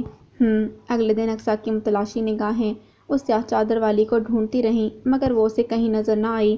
وہ وہاں ہوتی تو نظر آتی، وہ تو چک 59 کے قبرستان میں اس کی قبر پر بیٹھی تھی، جسے زندگی میں دیکھا تو حقارت کی نظر سے، بات کی تو بے عزت کرنے کے لیے، اور آواز دی تو حکم چلانے کے لیے، پاس بلایا تو ٹھوکر مارنے کے لیے۔ قبر کل کے باسی پھولوں سے بھری ہوئی تھی، پھول باسی تھے مگر خوشبو بالکل تازہ تھی۔ اسے اتنا ہوش کہاں کہ یہ پتہ چلاتی گلابوں کی تازہ خوشبو کہاں سے آ رہی ہے۔ وہ تو آلتی پالتی مارے دونوں ہاتھ گود میں رکھے قبر کو دیکھ رہی تھی۔ سیاہ چادر آدھے سر سے سرک گئی، چہرہ کھلا تھا جس پر باسی چوٹوں کے نشان تھے۔ چوٹیں باسی تھیں مگر درد تازہ تھا، تبھی تو آنکھوں سے چھلکا جاتا تھا۔ بہت چالاک نکلی رشیدہ، خود صبر کرتی رہی اور حساب اللہ کے کھاتے میں ڈالتی رہی۔ پتہ تھا نا، جو خود حساب نہ لے سکے اس کا حساب اللہ لیتا ہے۔ ہائے، یہ نہ سوچا کہ اس کی پکڑ کتنی سخت ہوتی ہے، جو خود نہ جھکے اسے فقیر بنا کر سڑک پر بٹھا دیتا ہے، جس کے سامنے سے چنگیر اٹھا لیتی تھی اسی کے ہاتھ سے خیرات دلا دیتا ہے۔ آپا، یہ میری روٹی ہے، اقصیٰ بلکی۔ تازہ مکھن پر شکر پگھل چکی تھی۔ وہ ابھی نوالا توڑنے کو تھی کہ ثریا نے جھپٹ کر رول بنا لیا۔ تیرا نام لکھا ہے، پتہ کہاں لکھا ہے؟ آپا، میرے پاس اور روٹی نہیں ہے۔ اقصیٰ ایڑیاں رگڑنے لگی، وہ ابھی اسکول سے واپس آئی تھی اور پیٹ میں چوہے دوڑ رہے تھے۔ تو میں کیا کروں؟ جا اپنے سگوں سے جا کر مانگ، یہ میرے باپ کا گھر ہے۔ اسی کی روٹیاں توڑ توڑ کر اتنی ہو گئی کہ سریا کے منہ لگے۔ سریا کی ٹھوکر سے اقصیٰ کا ٹخنا ہل گیا، وہ زور زور سے رونے لگی، اسی طرح جس طرح قبر پر دونوں ہاتھ رکھے سریا رو رہی تھی۔ تازہ پھولوں کی خوشبو فضا کو معطر کرنے لگی۔ کسی نے پچھلی قبروں پر پھول ڈالنے شروع کر دیے تھے۔ میری شکایت پر تجھے مار پڑتی تھی تو میں ہنستی تھی، خود پر آئی تو پتہ چلا اپنے شوہر کے ہاتھ کا تھپڑ کھانے کا درد کیا ہوتا ہے۔ تجھے جلایا تو خود قدم قدم پر جلی۔ تیری بیٹی کے ہاتھ سے خیرات لے کر تپتی سڑک پر اپنے گھر کا پتہ ڈھونڈتی پھرتی ہے سریا۔ وہ عورت اتنا آگے آ گئی کہ مراد کو بریک لگانا پڑی، ورنہ وہ کچلی جاتی۔ پاگل تو نہیں ہو گئی؟ وہ کھڑکی پر جھک کر چلایا۔ کالی چادر میں لپٹی عورت دوڑتی ہوئی آئی، دونوں ہاتھ ویگن کی کھڑکی پر رکھے۔ اس کے ایک ہاتھ میں پسینے میں بھیگے نوٹ تھے۔ مجھے میرے گھر لے جاؤ۔ کون سا گھر؟ 659 کون سی ویگن جاتی ہے؟ میرے پاس پیسے ہیں۔ اس نے پسینے میں بھیگی مٹھی کھولی۔ مٹھی نہیں، سالوں کا حساب کھل گیا۔ اقصیٰ نے تو آنکھیں دیکھی تھیں، یہاں مجسم سریا تھی۔ جب گھر چھوڑا تھا تو وہ بچہ تھا، مگر اتنا بچہ نہیں تھا کہ سامنے کھڑی عورت کو پہچان نہ پاتا۔ 659 کی گونج نے مراد کو جھنجھلا کر رکھ دیا۔ اس کا دل چاہا وہ ویگن کو آگے بڑھائے اور اتنی تیزی سے بڑھائے کہ یہ عورت منہ کے بل سڑک پر گرے، بالکل اسی طرح جس طرح وہ گھڑے کے پاس اوندے منہ گرا تھا۔ کپڑے دھونے والا تھاپا تھپ تھپ اس کی پیٹھ پر برس رہا تھا۔ کمبخت، میں نے کہا تھا پوری بالٹی بھرنا، جان چھڑاتا ہے کام چور۔ سریا آپا نہ کر آپا، میں مر گیا۔ مراد نے لب بھینچ لیے۔ سریا کے سامنے جو صورت تھی اس میں سالوں کا فاصلہ تھا۔ یہ فاصلہ مراد نے ٹاپ لیا تھا، مگر سریا نہ کر سکی۔ وہ جن حالات سے گزر کر آئی تھی، اس کی ذہنی حالت ایسی نہیں تھی کہ سامنے دکھائی دیتے نوجوان میں ذہین آنکھوں اور کمزور چہرے والا بچہ تلاش سکے۔ سریا کے پورے وجود میں سنسناہٹ اور آواز میں کپکپاہٹ تھی۔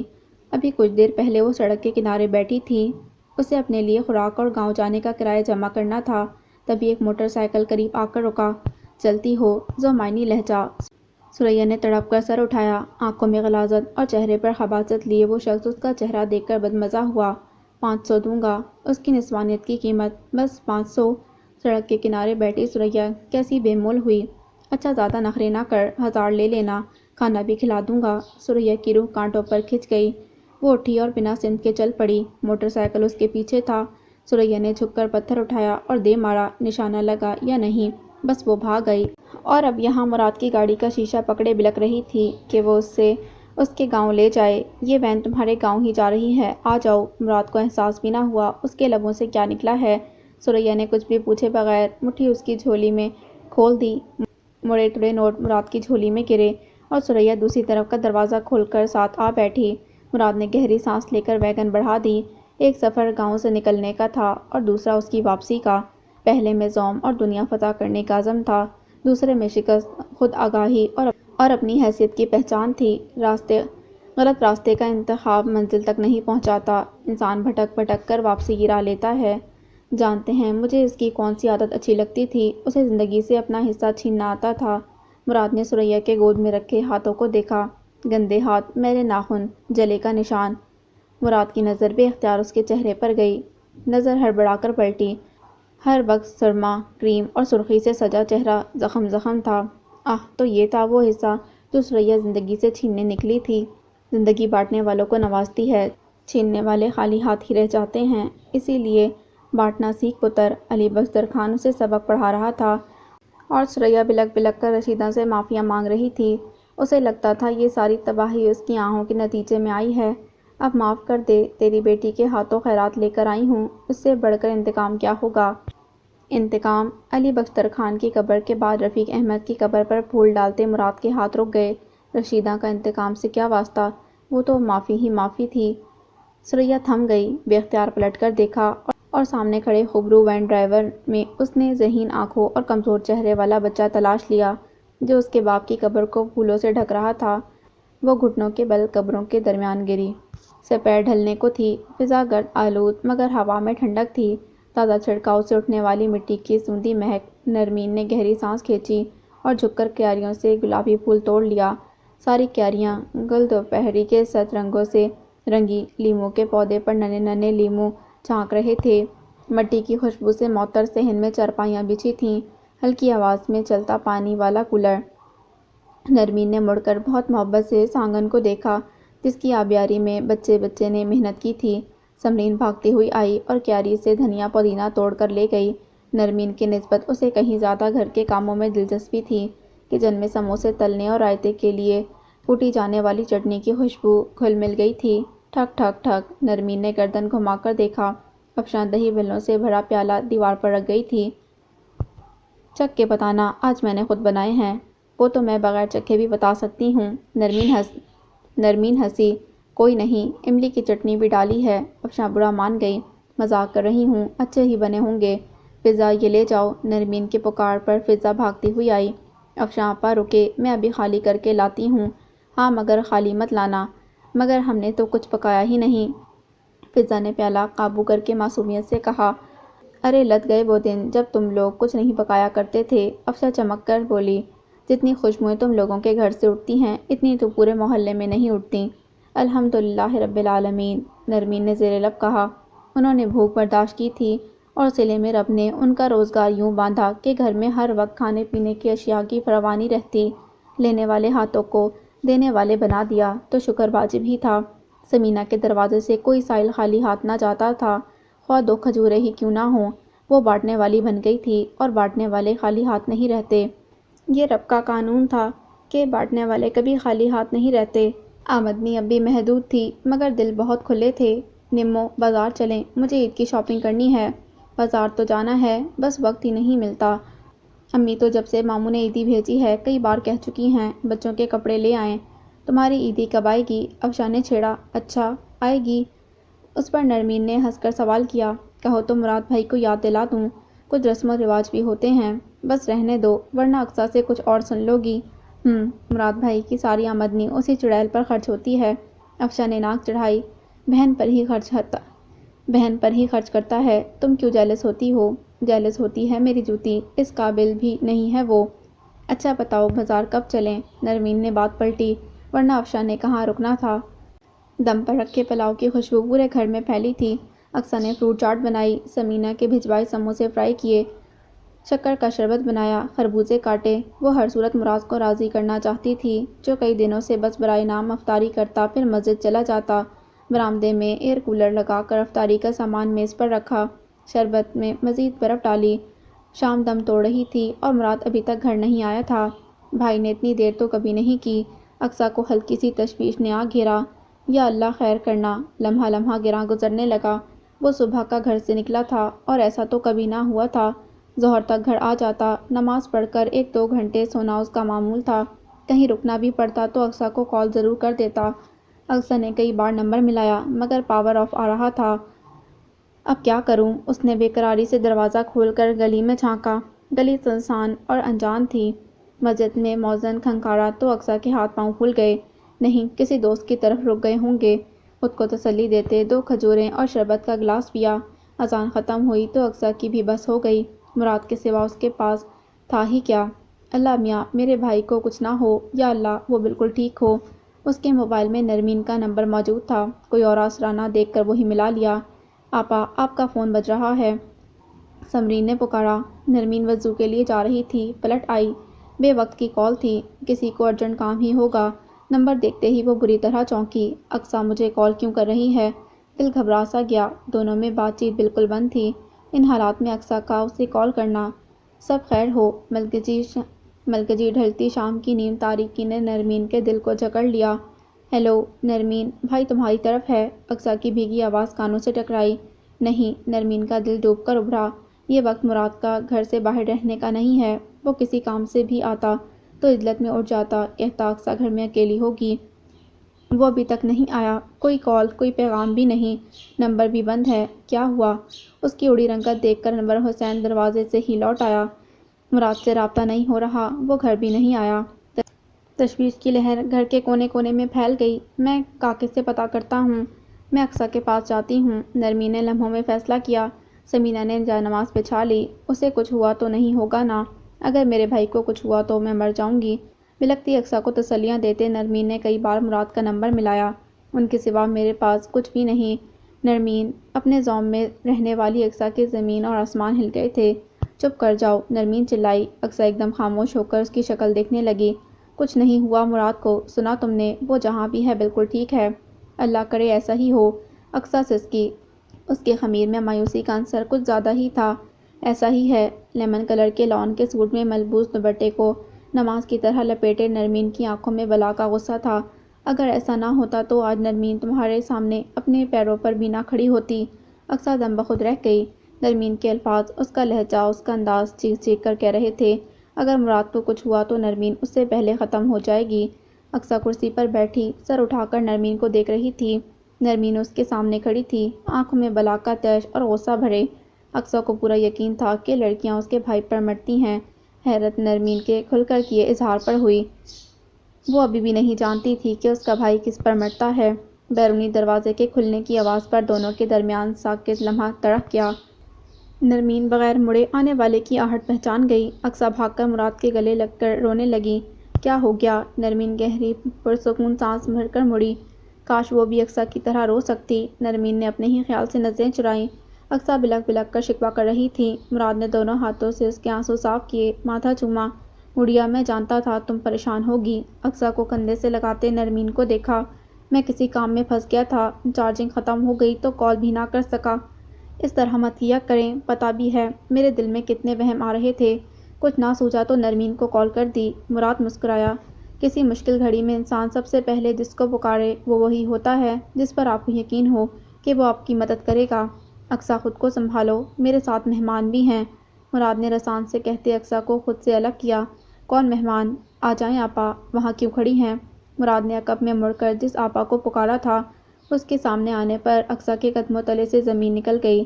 کملائی، گھبرائی، بنجر ویران سیاہ کاجل سے سجی آنکھیں، مہندی میں رنگی ایڑیاں، سست رنگا پراندہ، جھلاتی ثریا آپا۔ ثریا نے سیاہ چادر کو سر پر درست کرتے نظریں اٹھا کر اقصیٰ کو دیکھا تو اقصیٰ نے گھبرا کر کرسی کا سہارا لیا۔ نرمین بے حد حیرت سے سارا منظر دیکھ رہی تھی۔ اقصیٰ نے کمرے میں جھانکا۔ ثریا اس کے بیڈ پر پاؤں پسارے یوں سو رہی تھی جیسے آخری نیند ہو۔ اقصیٰ کا دل چاہا تکیہ اس کے سر کے نیچے سے کھینچ کر اس کے منہ پر رکھے اور تب تک دبائے جب تک اس کی آخری سانس نہ نکل جائے۔ وہ اسی جذبے کے تحت بیڈ کے پاس آ کھڑی ہوئی۔ اس عورت نے اس کی ماں کو اور خود اسے بہت تکلیف پہنچائی تھی۔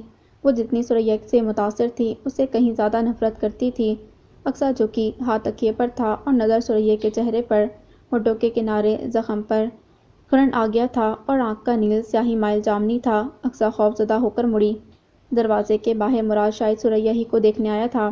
اسے یہاں کیوں لائے ہو بھائی؟ اقصیٰ پھٹ پڑی۔ تو کہاں چھوڑ آتا؟ مراد نے آگے بڑھ کر دروازہ بند کیا اور خود چلتا ہوا صحن میں آ گیا۔ اقصیٰ اس کے پیچھے تھی۔ چھوٹا سا صحن ٹیوب لائٹ کی سفید روشنی میں اجلا سا لگ رہا تھا۔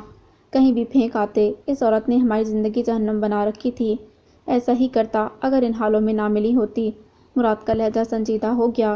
یہ عورت میری ماں کی قبر پر بیٹھی اس سے معافی مانگ رہی تھی۔ میں نے سوچا اگر میری جگہ میری ماں ہوتی تو کیا کرتی؟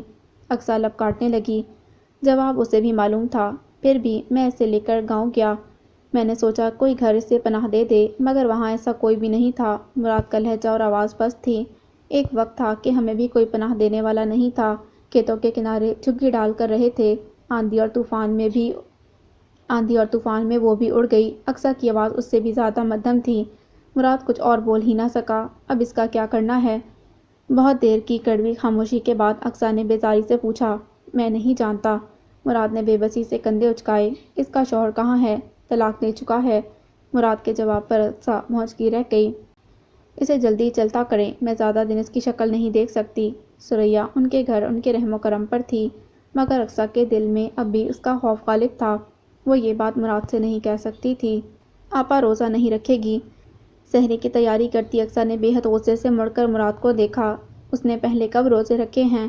مراد نے ذرا نہیں کی، خاموشی سے لسی کا گلاس بھر لیا۔ اب یہ مت کہنا کہ میں اس کے لیے ناشتہ بھی بنا کر رکھوں۔ اس کی ضرورت نہیں، آپا خود ہی بنا لے گی۔ اقصیٰ نے جھنجھلا کر پراٹھا اس کے سامنے رکھا۔ بھائی، اسے آپا کہنا بند کرو، وہ ہماری بہن نہیں ہے، مگر ہم سے بڑی تو ہے۔ مراد نے سادگی سے کہا۔ اچھا، آج کالج جانے سے پہلے؟ میں آج کالج نہیں جا رہی، اقصیٰ نے بات قطع کی۔ کیوں؟ مراد نے حیرت سے اسے دیکھا۔ سارا گھر اس کے سپرد کر کے کیسے چلی جاؤں؟ सफाया कर जाएगी। आप इसे जानते नहीं हैं। मसलन बेड या अलमारी सर पर उठाकर भाग जाएगी। वल्लाह क्या मासूमियत थी। अक्सा ने नाराज़ी से मुड़कर देखा तो वो हंस दिया। चली जाओ, सारा दिन इसकी सूरत देख देख कर गुस्सा चढ़ाती रहोगी। मुराद ने मशवरा दिया, जो अक्सा के दिल को लगा। वाकई घर में वो क्या करेगी। ठीक है, चली जाऊंगी। घर से जाने से पहले मुराद हल्की दस्तक के बाद कमरे में आया। सुरैया जाग रही थी।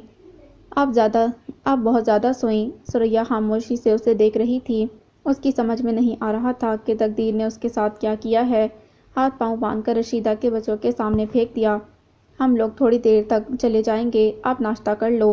कुछ और चाहिए हो तो बता दो, मैं आते हुए लेता आऊँगा। मुराद को उसके इस तरह टिकटिकी बांध कर देखने से उलझन होने लगी। अब कुछ नहीं चाहिए। सुरैया ने गहरी सांस लेकर पलकें झपकीं। मुराद सर हिलाकर चला गया। सुरैया वापस पलट गई। जहन की स्क्रीन पर वही मंजर जलने बुझने लगा। वो किस तरह घर से निकाली गई। बहुत देर मारने के बाद भी जब सुरैया की जुबान ना रुकी तो बशीर ने 3 लफ्ज़ उसके मुंह पर दे मारे थे। वो दुनिया फतह करने निकली थी। दुनिया ने उसे ठोकरें मारकर निकाला। वो तकलीफ से ऊंचा ऊंचा रोने लगी। अक्सा उसकी आवाज़ पर ठिठक कर रुकी, फिर डर कर घर से निकल गई। रक्षा उसका मुंतज़िर था। क्या एक और नंद? अफशा की आवाज़ ज़रूरत से ज़्यादा बुलंद थी। नरमीन ने घबराकर उसके मुंह पर हाथ रख दिया। आवाज़ है या भोंपो? अभी तो एक नंद नहीं संभाली जा रही, दूसरी कहाँ से आ गई? अफशा ने सर पकड़ लिया, फिर तेज़ी से सर उठाकर नरमीन को घूरने लगी। अब क्या है? नरमीन ने जिद होकर पूछा। वालदा तो जन्नत मकी है ना, ये ना हो कल को सास आ धमके। नरमीन का धमोका अफशा की पुश्त पर पड़ा और अफशा के हाथ का समोसा चटनी में डुबकी खा गया। उसने आज रोज़ा नहीं रखा था। मैं तो तुम्हारे लिए कह रही थी, वो कड़ाही खाला से कहूँगी तुम्हारे लिए किसी यतीम खाने से रिश्ता लेकर आएं। तुम्हें ससुराली अच्छे नहीं लगते। नरमीन ने उसे शर्मिंदा करना चाहा, मगर वो शर्मिंदा होने वालों में से कहाँ थी। तभी एक आंख दबाकर बोली, ससुरालिये किसको अच्छे लगते हैं? बको मत। कैंटीन की तरफ जाती अक्सा ने रुककर दोनों को देखा। साथ ही नरमीन की बातें याद आईं। इन लफ्ज़ों में कुछ तो ऐसा था कि समझते हुए भी नज़रें चुराना चाहती थी। जहन ऐसा उलझा हुआ था कि उसने पूरा दिन कोई पीरियड नहीं लिया, ना दोस्तों से मिली। पूरा दिन लाइब्रेरी के कोने में बैठकर गुजार दिया। वो हर सूरत अपने माजी से पीछा छुड़ाना चाहती थी, और माजी था कि गले का हार ही बनता जा रहा था। सुरैया इस हालत में घर न आई होती तो वो उसका हाथ पकड़कर घर से ही निकाल देती। देखो कैसे घूर रही है। अक्सा पर नज़र जाते ही अफशा बुड़बुड़ाई। नरमीन ने गर्दन मोड़कर देखा और मुरब्बतन पूछने लगी, तुम्हारी आपा की तबीयत कैसी है? वो मेरी आपा नहीं है, अक्सा तलखी से कहकर आगे बढ़ गई। उसकी किसी के साथ बनती नहीं थी। इसकी किसी के साथ बनती भी है। अफशा ने तंजन कहा। तुम्हारा समोसा ख़त्म हो जाएगा, नरमीन ने जिद होकर कहा। हैं? उसने घबराकर अपने हाथों को देखा। समोसा है कहाँ? समोसा चटनी की प्लेट में ढीला होकर हाथ पांव छोड़ चुका था। तुम्हारी बातों ने मेरे समोसे का हशर कर दिया है। इससे पहले कि मैं तुम्हारा हशर कर दूं, उठ जाओ ताकि पीरियड ले सकें। नरमीन बैग उठाकर खड़ी हो गई और अफशा अपनी किताबें समेटने लगी। वैसे तुम्हें मुराद को समझाना चाहिए। सुरैया के साथ उनका कोई रिश्ता तो नहीं है। मैं मुराद के हर मामले में दखल नहीं देती, और इंसानियत से बढ़कर भी कोई रिश्ता हो सकता है। आपा तुम लोगों की खूब निभने वाली है। अफशा ने चलते चलते कोहनी मारी। नरमीन ने हंसकर मुंह मोड़ लिया। आपा नहीं आई। मुराद ने बैठते मेज़ पर रखे लवाजमात का जायज़ा लिया। आज अक्सा का अफ्तारी बनाने का मूड नहीं था, तो वो सब कुछ बाहर से ही ले आया था। मुझे नहीं पता आपकी आपा का क्या मूड है, अक्सा ने उकताए हुए लहजे में कहा। हालांकि अगर उसे ज़रा भी अंदाज़ा होता कि ये वक्त सुरैया के लिए किस कदर तकलीफ दे है, कि वो उन लोगों की पनाह में थी जिन्हें उसने हमेशा 2 कौड़ी की भी अहमियत ना दी थी, तो अक्सा के जलते बलते दिल को करार आ जाता। मुराद सुरैया को बुलाने चला गया। गम और गुस्से से अक्सा दुआ मांगना भी भूल गई। आपा आ जाओ, हमारे साथ अफ्तारी कर लो। सुरैया ने सर उठाकर मुराद को देखा। एक ही जगह बुत बनकर बैठे उसे न जाने कितनी देर हो गई थी। सुरैया ने अपनी दोनों हथेलियां आपस में मस लीं। मुराद जब भी उसे इतनी इज्जत से आपा कहता, सुरैया की हथेलियों पर वही जलन जाग जाती जो मुराद को पीटने के बाद उसके हाथों में होती थी। उसने बदिक्कत नफ़ी में सर हिला दी। मुराद ने आगे बढ़कर उसका हाथ पकड़ लिया। रोज़ा खुलने में चंद ही सेकंड हैं। सुरैया किसी मामूल की तरह उठी। सायरन की आवाज़ के साथ ही अक्सा ने दोनों को आते देखा और कलस कर ठंडे शरबत का ग्लास मुंह से लगा लिया। मुराद ने सुरैया के लिए कुर्सी खींची। सुरैया गोया टुकड़ों में बमुश्किल कुर्सी पर बैठी। वो कल से अक्सा के सामने आने से कतरा रही थी। مراد نے پلیٹ سریا کے سامنے رکھی اور خود روزہ افطار کیا۔ سریا کی اب بھی ہمت نہ ہوئی کہ وہ ہاتھ بڑھا کر کچھ اٹھا لے۔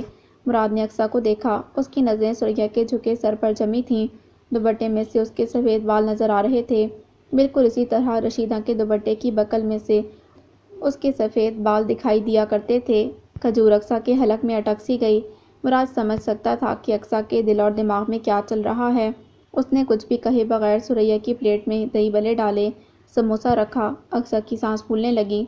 جانتی ہو میری ماں کیسے کھانا کھایا کرتی تھی؟ اقصیٰ کی پھنکار پر سریا کا ہاتھ رک گیا۔ سریا اور رفیق علی چارپائی پر بیٹھ کر کھانا کھا رہے تھے۔ رشید نے دوسری چارپائی پر بیٹھنا چاہا۔ اس کے ہاتھ میں روٹی کی چنگیر اور سالن کی کٹوری تھی۔ مراد نے پانی کا برتن پکڑ رکھا تھا اور اقصیٰ ہلکورا لے کر چارپائی پر چڑھنے کی کوشش کر رہی تھی۔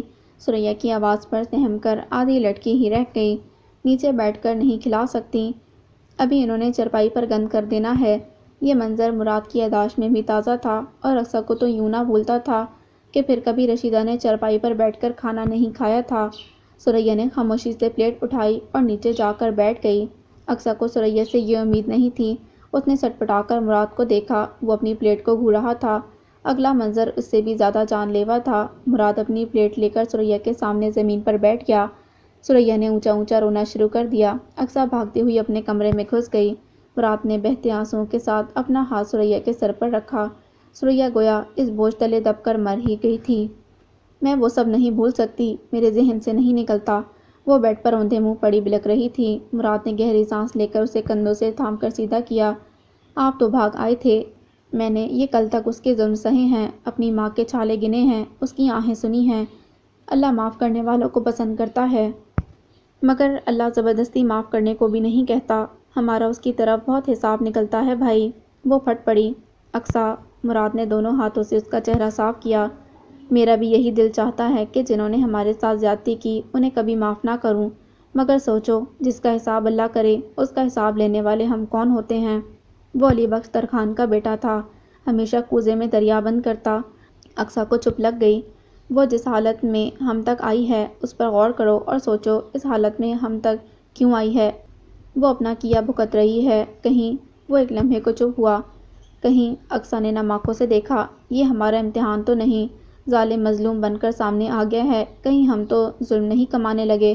اقصیٰ نے چپ سادھ لی، اب کہنے کو رہا ہی کیا تھا؟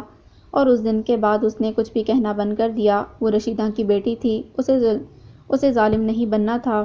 اندر کہیں اس خیال نے چٹکی لی اور ایک خاموش سمجھوتا ہو گیا۔ اقصیٰ کالج چلی جاتی تو سریا خاموشی سے اٹھ کر سارے گھر کی صفائی ستھرائی کرتی، کپڑے دھوتی، استری کر کے رکھتی، کھانا پکاتی۔ اقصیٰ کو گویا کچھ بھی نہ کرنا پڑتا تھا، مگر سکون ایک پل کو نہ تھا۔ اندر کی کشمکش نے اسے بیمار کر دیا۔ اقصیٰ، وہ ہلکی دستک کے بعد کمرے میں آئی۔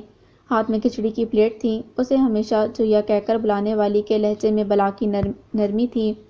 تمہیں بخار تھا تو میں تمہارے لیے کھچڑی بنا لائی۔ اقصیٰ کو بھوک لگ رہی تھی، اسی لیے اٹھ کر بیٹھ گئی، مگر طنز کرنے سے باز نہیں آئی۔ تمہارا دل تو یہی چاہ رہا ہوگا کہ مجھے زہر دے دو، مر جاؤں تو پورے گھر میں قبضہ کر لو۔ قبضے کی عادت میں نے چھوڑ دی ہے، جب سے یہ سمجھ میں آئی ہے کہ وہی ملتا ہے جو نصیب میں ہو، تو صبر کرنا سیکھ لیا ہے۔ سریا نے پلیٹ سائڈ ٹیبل پر رکھ دی۔ اور تم فکر نہ کرو، یہاں زیادہ عرصہ نہیں رکوں گی، وہ کہہ کر جانے لگی کہ اقصیٰ نے بے ساختہ پوچھا، تو تم اس کے ساتھ خوش تھی؟ وہ تم سے محبت کرتا تھا؟ سریا دروازے میں رک گئی، چوکھٹ کو ناخن سے رگڑتے خود کلامی کی۔ عزت نہیں کرتا تھا، اعتبار نہیں کرتا تھا، ویسے بھی اتنے لوگوں کو دکھ دے چکی ہوں، خود کیسے خوش رہتی؟ وہ آہستگی سے کہہ کر چلی گئی۔ اس کے لہجے میں اپنی کوتاہیوں کا اعتراف بھی تھا اور ہر چیز کو تسلیم کرنے کی خوبی۔ وہ جس کی ایڑیاں زمین پر نہ لگتی تھیں، وہ خود کو جھکا چکی تھی۔ اقصیٰ نے ایک نظر گرم کھچڑی پر ڈالی اور خاموشی سے کھانے لگی۔ سمینہ، سمینہ، انور حسین کی آواز میں عجیب سی کھنک تھی۔ نرمین نے دوپٹہ اوڑھتے دروازے سے باہر جھانکا، اسے افشاں اور صفورہ کو لے کر بازار جانا تھا۔ خیریت تو ہے؟ سمینہ ہال کر دوسرے کمرے سے نکلی۔ یہاں آؤ۔ انور نے آگے بڑھ کر سمینہ کا ہاتھ پکڑا اور چارپائی پر بٹھا دیا۔ سب ٹھیک تو ہے؟ سمینہ کے چہرے پر تشویش تھی۔ تمہارے لیے کچھ لایا ہوں۔ اس کے برابر میں بیٹھ کر انور حسین نے ہاتھ میں پکڑا شاپر سمینہ کی گود میں رکھ دیا۔ میرے لیے؟ سمینہ کو تو یاد بھی نہ تھا کہ انور آخری بار اس کے لیے کون سی چیز لایا تھا۔ ہاں نا، بات نامناسب تھی، مگر نرمی شرارتی مسکراہٹ لبوں میں دباتی دروازے میں آ کھڑی ہوئی۔ ابو امی کے لیے تحفہ لائے ہیں۔ یہ میرے لیے ہے۔ سفید کڑھائی والا سرخ لان کا جوڑا تھا۔ ہاں، انور حسین کے چہرے پر معصوم سا اشتیاق اور خوشی جھلکی۔ کیا ہو گیا اب اس عمر میں سرخ جوڑا پہنوں گی؟ سفید بھی تو ہے، تم پر بہت اچھا لگے گا۔ کتنا عرصہ ہو گیا تمہیں نئے جوڑے میں نہیں دیکھا۔ کب سے پیسے جمع کر رہا تھا، پہلے ہی سوچ لیا تھا اس عید پر تمہیں مہنگا جوڑا لے کر دوں گا، تم سلوا کر ضرور پہننا۔ اتنا مہنگا؟ اس میں تو 2 جوڑے آ جاتے، نمو کے لیے رکھ لیتی ہوں۔ انور حسین کا منہ اتر گیا، اب مداخلت ناگزیر تھی۔ اچھا ابو جی، امی کے لیے عید کا جوڑا اور ہمارے لیے کچھ بھی نہیں؟ تم نے تو اپنی پسند کا لے ہی لینا تھا، میں نے سوچا تمہاری ماں خوش ہو جائے گی۔ انور نے شاکی نظروں سے سمینہ کو دیکھا۔ ہاں تو خوش ہیں، اتنا پیارا جوڑا لے کر کون خوش نہیں ہوگا؟ نرمین نے سفید دوپٹہ اٹھایا جس کے کنارے پر سرخ کروشیا کی بیل بنی تھی۔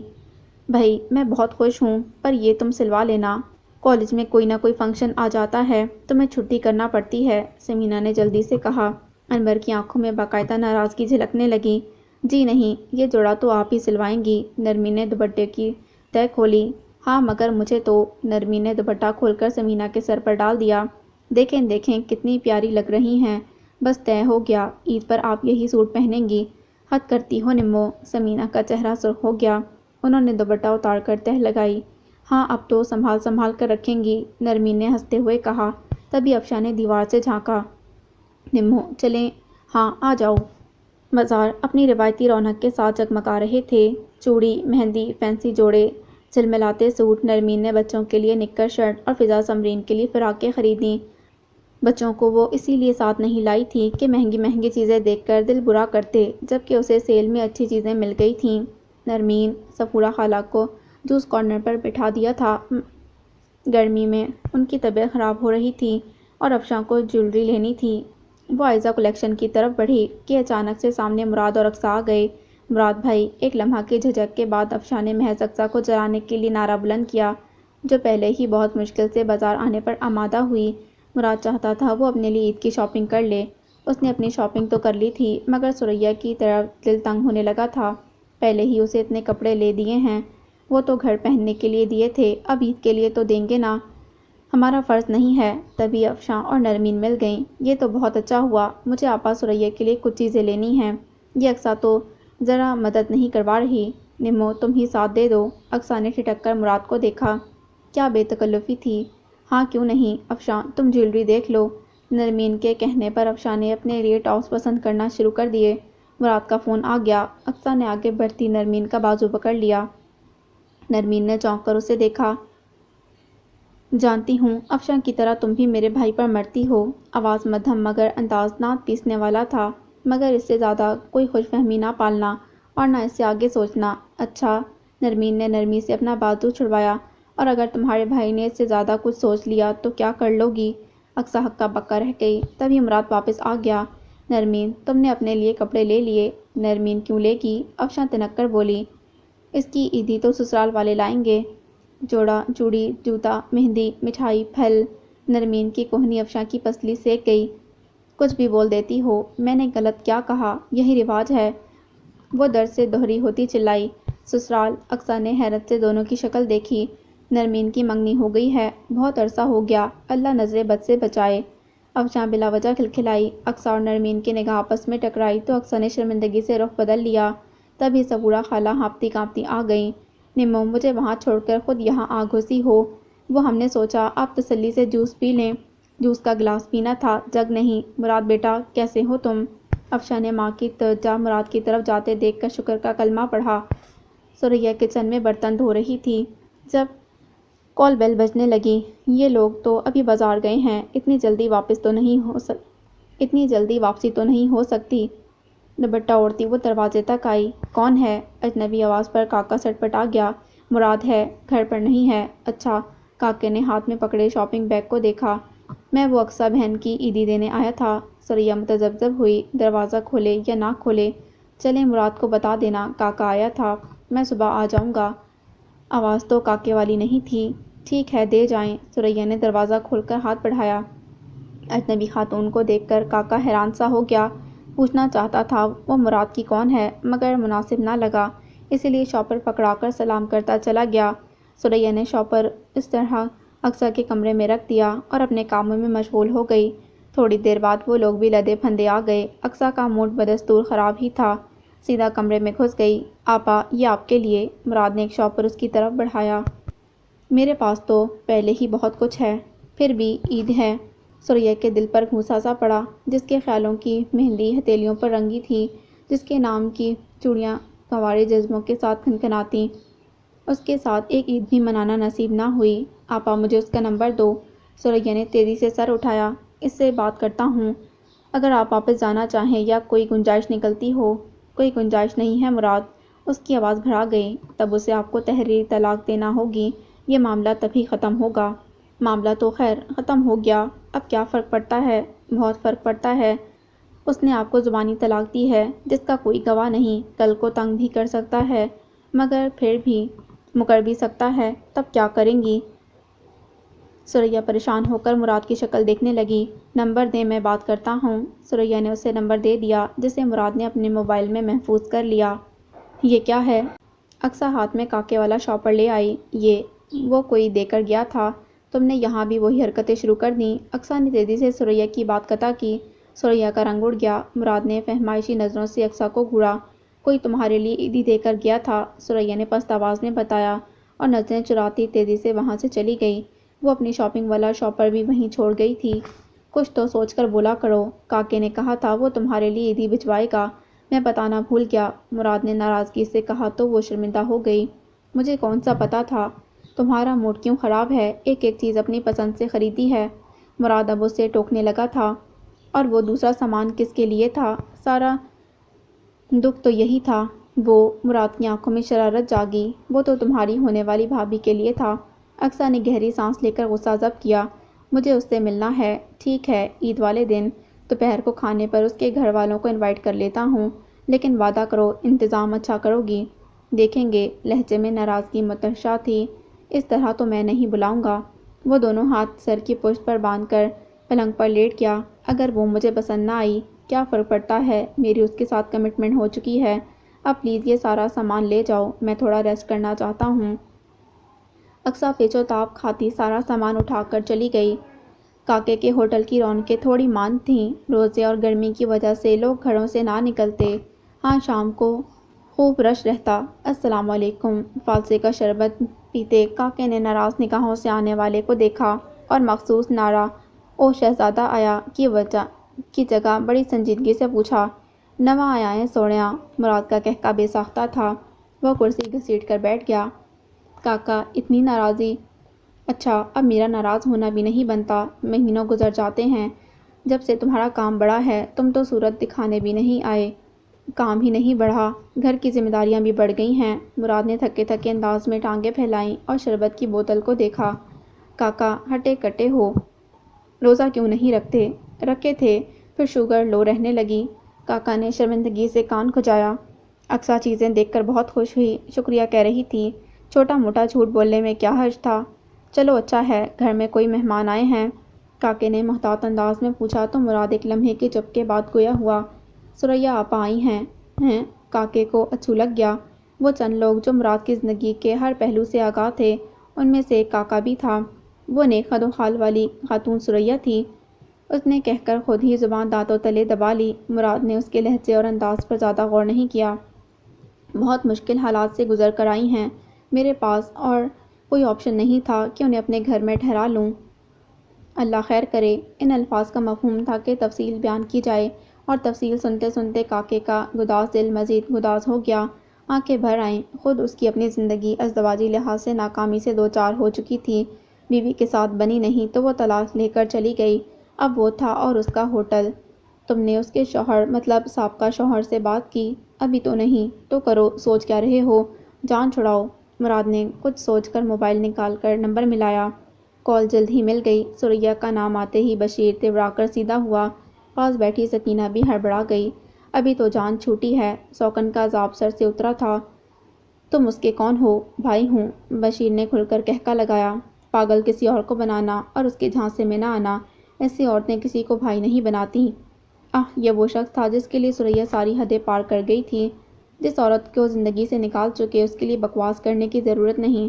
سیدھے سیدھے طلاق کے کاغذات بھیجو، نہ بھیجوں تو میں تمہیں دیکھ لوں گا۔ مراد کی دھمکی آمیز لہجے پر بشیر بفر گیا۔ تو پھر تم دیکھ ہی لو۔ کال کاٹ کر دیکھا تو سکینہ اسے گھور رہی تھی۔ اس عورت کو اس طرح رول دوں گا؟ ان چکروں میں کہیں خود نہ رل جانا۔ پاگل تو نہیں ہو گئی؟ ہو جاؤں گی، تم نے شادی کر لی، میں نے کچھ نہیں کہا۔ اب اسے طلاق کا کاغذ نہ ملا تو خدا کی قسم پورا خاندان جمع کر لوں گی۔ سکینہ بھڑک اٹھی۔ بشیر نے غصے میں ہاتھ اٹھانا چاہا کہ عبداللہ بھاگ کر ماں سے چمٹ گیا۔ میری ماں کو مت مارو۔ بشیر کا ہاتھ اس کے پہلو میں گر گیا۔ سکینہ نے بچے کو گود میں اٹھا کر سلگتی نگاہوں سے اسے دیکھا۔ مجھے ثریا نہ سمجھنا، میرے پیچھے میرا پورا خاندان موجود ہے۔ وہ بچے کو لے کر باہر نکل گئی اور بشیر یہ بات اچھی طرح جانتا تھا، مگر اسے سکینہ کے خاندان سے زیادہ اپنے بچے کی فکر تھی۔ اسی شام سکینہ بچے کو لے کر میکے چلی گئی کہ جب ثریا کو کاغذ بھیج دے گا وہ واپس آ جائے گی۔ بشیر کا دل چاہا ایک کاغذ سکینہ کو بھی بھجوا دے۔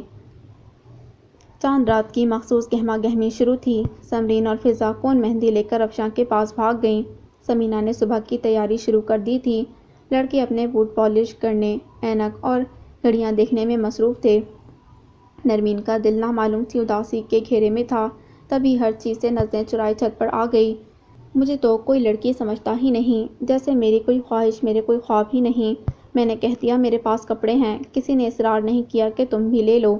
افشاں نے کتنے واضح الفاظ میں مراد سے کہا۔ اس نے ڈھیروں چیزیں خریدیں مگر میرے لیے کچھ بھی نہیں۔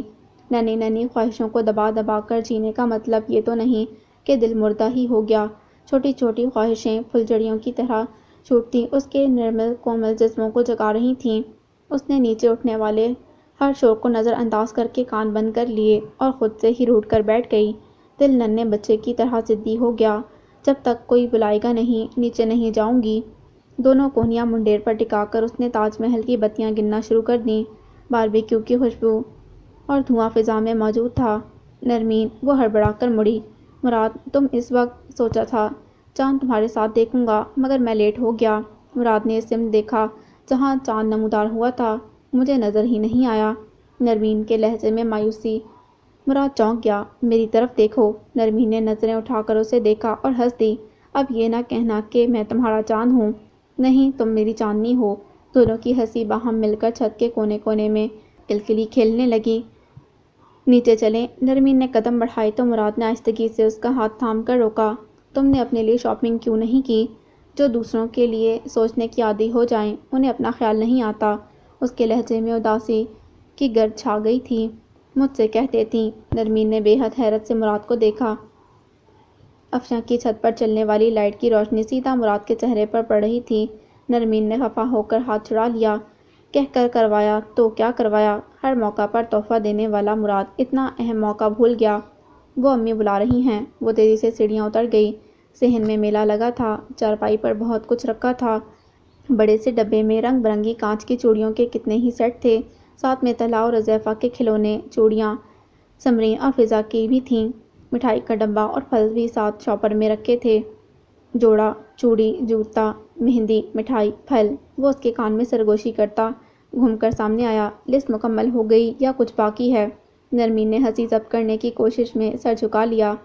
ہاں، ایک چیز تمہاری سہیلی لسٹ میں گنوانا بھول گئی تھی۔ مراد نے بیگ میں ہاتھ ڈال کر پرفیوم نکالا، کھولا اور ہلکا سا اسپرے نرمین پر کر دیا۔ کیسی خوشبو ہے؟ تمہاری محبت کی خوشبو سے زیادہ نہیں ہے۔ نرمین کہنا چاہتی تھی کہ سمینہ مراد کے لیے شربت لے کر آ گئی۔ ساتھ وہ ناراض بھی ہو رہی تھی کہ مراد اتنی ساری چیزیں کیوں لایا ہے۔ اگر لانی ہی تھیں تو بہنوں کو ساتھ لاتے۔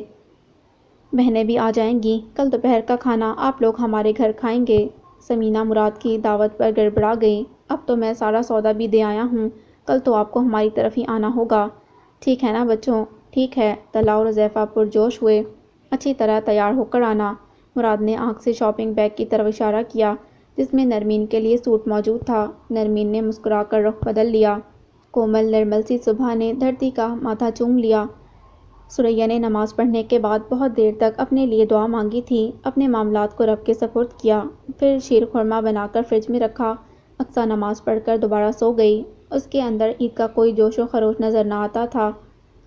مراد سفید کرتا شلوار میں سامنے آیا۔ عید مبارک آپا۔ ثریا کا دل چاہا اسے گلے لگا کر ماتھا چومے مگر روندھے گلے کے ساتھ عید مبارک ہی کہہ سکی۔ نہ وہ بھائی تھا، نہ بھائی سمجھ کر سنبھالا تھا تو اب حق کیسا؟ اقصیٰ کو بھی جگا دیں، میری واپسی تک تیار ہو جائے ورنہ عیدی نہیں ملے گی۔ نہ ملے۔ اقصیٰ نے اس کی آواز سن لی تھی، تبھی کلس کر کروٹ بدل لی۔ سمینہ نے ٹرے میں سوئیوں کی پیالیاں رکھ کر سفید جالی کے کور سے ڈھانپ دیں۔ فضا اور سمرین نے اپنی فراقوں پر کرن لگے دوپٹے اوڑھے، چوڑی مہندی اور ہونٹوں کو سرخی سے رنگے وہ آس پڑوس میں سوئیاں لے جانے کو تیار تھیں۔ جوش اس لیے بھی زیادہ تھا کہ ہر گھر سے عیدی ملنے کی بھی توقع تھی۔ امی جی آپ یہاں کیا کر رہی ہیں؟ نرمین نے انہیں کچن میں مصروف دیکھا تو سر پر ہاتھ مار کر رہ گئی۔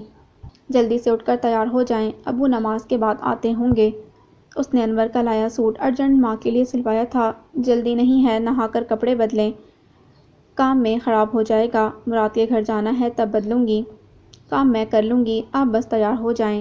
اس نے زبردستی ماں کو نہانے بھیج دیا۔ تبھی دروازے پر دستک ہوئی اور وہ یہ دستک پہچانتی تھی۔ بچے سارے محلے میں نکل چکے تھے، وہ دروازے تک آئی۔ کون ہے؟ سائل۔ معاف کرو، اس نے شرارت سے کہا۔ معافی نہیں چاہیے۔ سائل کے لہجے میں برہمی جھلکی۔ ہمارے پاس اس کے سوا دینے کے لیے اور کچھ نہیں، ایک جھلک بھی نہیں۔ بدلے میں کیا دو گے؟ دعا؟ دینے والے تو معافی کے بدلے دعا دے دیتے ہیں۔ بالکل نہیں۔ ایک اس ہاتھ لے، مجھے تو یہ سودا منظور نہیں۔ مرضی ہے۔ وہ جانے کو آمادہ ہوا۔ نرمین نے گھبرا کر دروازہ کھولا۔ جا رہے ہو؟ مراد ہنس دیا۔ نرمین گرین لان کے سوٹ میں ملبوس، دوپٹے کو سلیقے سے اوڑھے، سبھی چہرے پر ہلکی سی گھبراہٹ۔ تمہیں عید مبارک کہے بغیر کیسے چلا جاتا؟ اندر آ جاؤ۔ نہیں، اپنے گھر پر تمہارا انتظار کروں گا۔ جلدی آنا، دوپہر کے کھانے پر بلایا ہے، اب کیا ناشتے پر آ جاؤں؟ کوئی حرج نہیں، رہنے ہی دو۔ وہ ہنس پڑی۔ چلتا ہوں، سب کو عید مبارک گھر پر ہی کہوں گا، بس جلدی آنا۔ وہ جس کام کے لیے آیا تھا ہو گیا، اب رکنے کا کیا جواز؟ نرمین نے عقب سے اسے جاتے دیکھا۔ سفید شلوار قمیض سنہری غصے میں اس کی قامت نمایاں ہو رہی تھی۔ وہ اتنا اجلا، اتنا پیارا لگا کہ نرمین نے بے ساختہ ماشاء اللہ کہا۔ اسی لمحے مراد نے پلٹ کر دیکھا۔ نرمین نے گھبرا کر دروازہ بند کیا۔ جیسے ہی مڑی، دیوار پر ٹنگی افشاں نے شرارت سے بھویں اچکائیں۔ تمہاری عید تو مبارک ہو گئی، ایسا ہی سمجھ لو۔ سنا ہے دعوت ہے؟ ہاں۔ نرمین قریب آئی۔ مجھے بھی لے جاؤ، میں اقصیٰ کے تاثرات دیکھنا چاہتی ہوں، افشاں نے ملتجی انداز میں کہا۔ انہوں نے تمہیں نہیں بلایا؟ سنو، دیکھ لینا کہیں محترمہ تو توپ کا گولا لے کر نہ بیٹھی ہوں۔ وہ ناراض ہو کر اتر گئی۔ دل تو اس کا یہی چاہے گا، کیا کر سکتے ہیں؟ نرمین نے ٹھنڈی سانس بھری۔ پورے گھر میں انواع و اقسام کی خوشبوئیں پھیلی تھیں۔ دعوت کا انتظام سریا نے سنبھال لیا تھا۔ مراد نماز پڑھ کر آیا تو کاکے کو بصد اصرار ساتھ ہی لے لیا۔ دروازہ سریا نے ہی کھولا۔ کاکا آ جائیں، آپا کاکے کے لیے جلدی سے شیر خورمہ لے آئیں۔ وقاص نام ہے میرا، کاکا نے سر پٹا کر کہا۔ کاکا کہنے کی عادت اتنی ہو گئی تھی کہ اصل نام ہی بھول جاتا ہے۔ اب یاد کر لو۔ کاکا نے اندر جاتی سریا کو دیکھ کر دانت پیسے۔ بیٹھیں، میں اقصیٰ کو دیکھ آؤں، مراد کہہ کر اندر بڑھ گیا۔ گھر میں یوں تیاریاں ہو رہی تھیں جیسے کوئی وی آئی پی مہمان کی تشریف آوری ہو۔ نئے بیڈ کور، سریا سارے گھر میں بھاگی بھاگی پھر رہی تھی۔ مراد کمرے میں آیا تو اقصیٰ سوتی بن گئی۔ مراد اسے جگائے بغیر واپس چلا گیا۔ اقصیٰ کو مزید غصہ آ گیا۔ بے شرم، شادی سے پہلے ہی سسرال آنے کو تیار ہے۔ تبھی ذہن میں خیال سا جاگا، تمہیں تو سبق سکھاؤں گی۔ اس نے نورالعین کا نمبر ملایا، وہ اس کی کال پر ہی جاگی تھی۔ کیا ہے یار، کوئی اتنی صبح کسی کو کال کرتا ہے؟ اس کی عید مبارک کے جواب میں نور نے بیزاری سے کہا۔ تم ابھی تک سو رہی ہو؟ عید ہے یار، ہماری عید شام کو شروع ہوتی ہے، اس نے جمائی لی۔ اچھا سنو، ایک کام کرو، آج دوپہر کو میرے گھر آ سکتی ہو؟ نورالعین جیسی طرح دار اور خوبصورت لڑکی جب مقابل ہوگی تو کسی اور کی دال کہاں گلے گی؟ یہ اقصیٰ کی بے وقوفی یا حد سے بڑی خوش فہمی تھی کہ اس نے بہت سی چیزیں خود سے ہی فرض کر رکھی تھیں۔ نہ جانے کیوں اسے گمان تھا کہ معاملات اسی طرح چلیں گے جس طرح اس نے سوچ رکھا تھا۔ دعوت دے رہی ہو؟ ہاں یار، تمہاری دعوت کا بہت شکریہ، مگر میں نہیں آ سکوں گی۔ کیوں؟ اقصیٰ کو دھچکا سا لگا۔ اتنا صاف انکار؟ دیکھو، کالج میں دوستی الگ بات ہے، تم ذہین ہو، جولی ہو، کالج میں تمہارے ساتھ مزہ آتا ہے، مگر یہ گھر آنا جانا، اس معاملے میں میرے ممی پاپا برابری کے قائل ہیں۔ برابری سے کیا مطلب؟ بھئی ہم دونوں گھروں کے اسٹیٹس میں بہت فرق ہے۔ اب اگر میں ان سے کہوں گی کہ مجھے ایک ڈرائیور کے گھر جانا ہے، یار سمجھ جاؤ نا، ہمارے ہاں تو تعلق داری، رشتہ داری، دوستی بہت دیکھ بھال کر کی جاتی ہے۔ اقصیٰ کا دماغ بھگ سے اڑ گیا۔ اقصیٰ بھاگ کر کینٹین سے کھانے کو کچھ لے آؤ۔ یار یہ نوٹس تو بنا دو۔ اقصیٰ تم جلدی آ جاتی ہو، ہمارے لیے سیٹ رکھ لینا۔ یار میرا پیریڈ لینے کا بالکل بھی موڈ نہیں ہے، پلیز میری پراکسی لگا دینا۔ مائی گاڈ، میں اپنا بیگ اوپر کلاس روم میں بھول آئی ہوں۔ اکثر بیوقوفوں کی طرح اوپری منزل پر بیگ لینے بھاگ جاتی۔ تعلق داری، رشتہ داری اور دوستی تو برابری کے لوگوں میں ہوتی ہے، اور اقصیٰ کو تو ان کاموں کے لیے رکھا گیا تھا۔ تمہیں برا لگا؟ یہ کوئی ایسی بات تو نہیں، کالج تک تو ہماری دوستی رہے گی۔ اقصیٰ نے گھبرا کر کال کاٹ دی۔ یہ نورالعین کا اس پر احسان تھا کہ اس نے کم سے کم لفظوں میں اسے سب کچھ باور کروا دیا تھا، ورنہ جس دن سے اقصیٰ نے کہا تھا کہ میرے بھائی کے ساتھ تمہاری جیسی لڑکی اچھی لگتی ہے، وہ اقصیٰ کی طبیعت اچھی طرح صاف کرنا چاہتی تھی۔ اقصیٰ پیچھے کو گر کر لمبے لمبے سانس لینے لگی۔ مجھے اپنے لیے ایسی بیوی کی ضرورت ہے جو میرے لیے ہر مشکل میں ساتھ کھڑی ہو، مجھ پر تنگی آئے تو میرے ساتھ میری بھوک بانٹ سکے، میرا حوصلہ بنے۔ وہ بالکل ایسی ہی ہے اقصیٰ، اور میں اسی سے محبت کرتا ہوں۔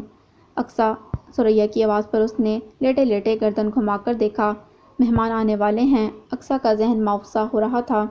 اپنی ضد کے پیچھے بھاگنے والوں کے ہاتھ کچھ نہیں آتا، یہ بات مجھ سے بہتر کوئی نہیں جانتا۔ دوسروں کی خوشی میں خوش ہو جانے سے بہت سے مسئلے حل ہو جاتے ہیں۔ تمہارا بھائی بہت پیارا انسان ہے، اس کی خوشی خراب مت کرو۔ اقصیٰ بھی کچھ نہ بولی تو ثریا مایوسی سے پلٹ گئی۔ اسے یوں ہی واپس آتا دیکھ کر مراد کا دل بھی بجھ سا گیا۔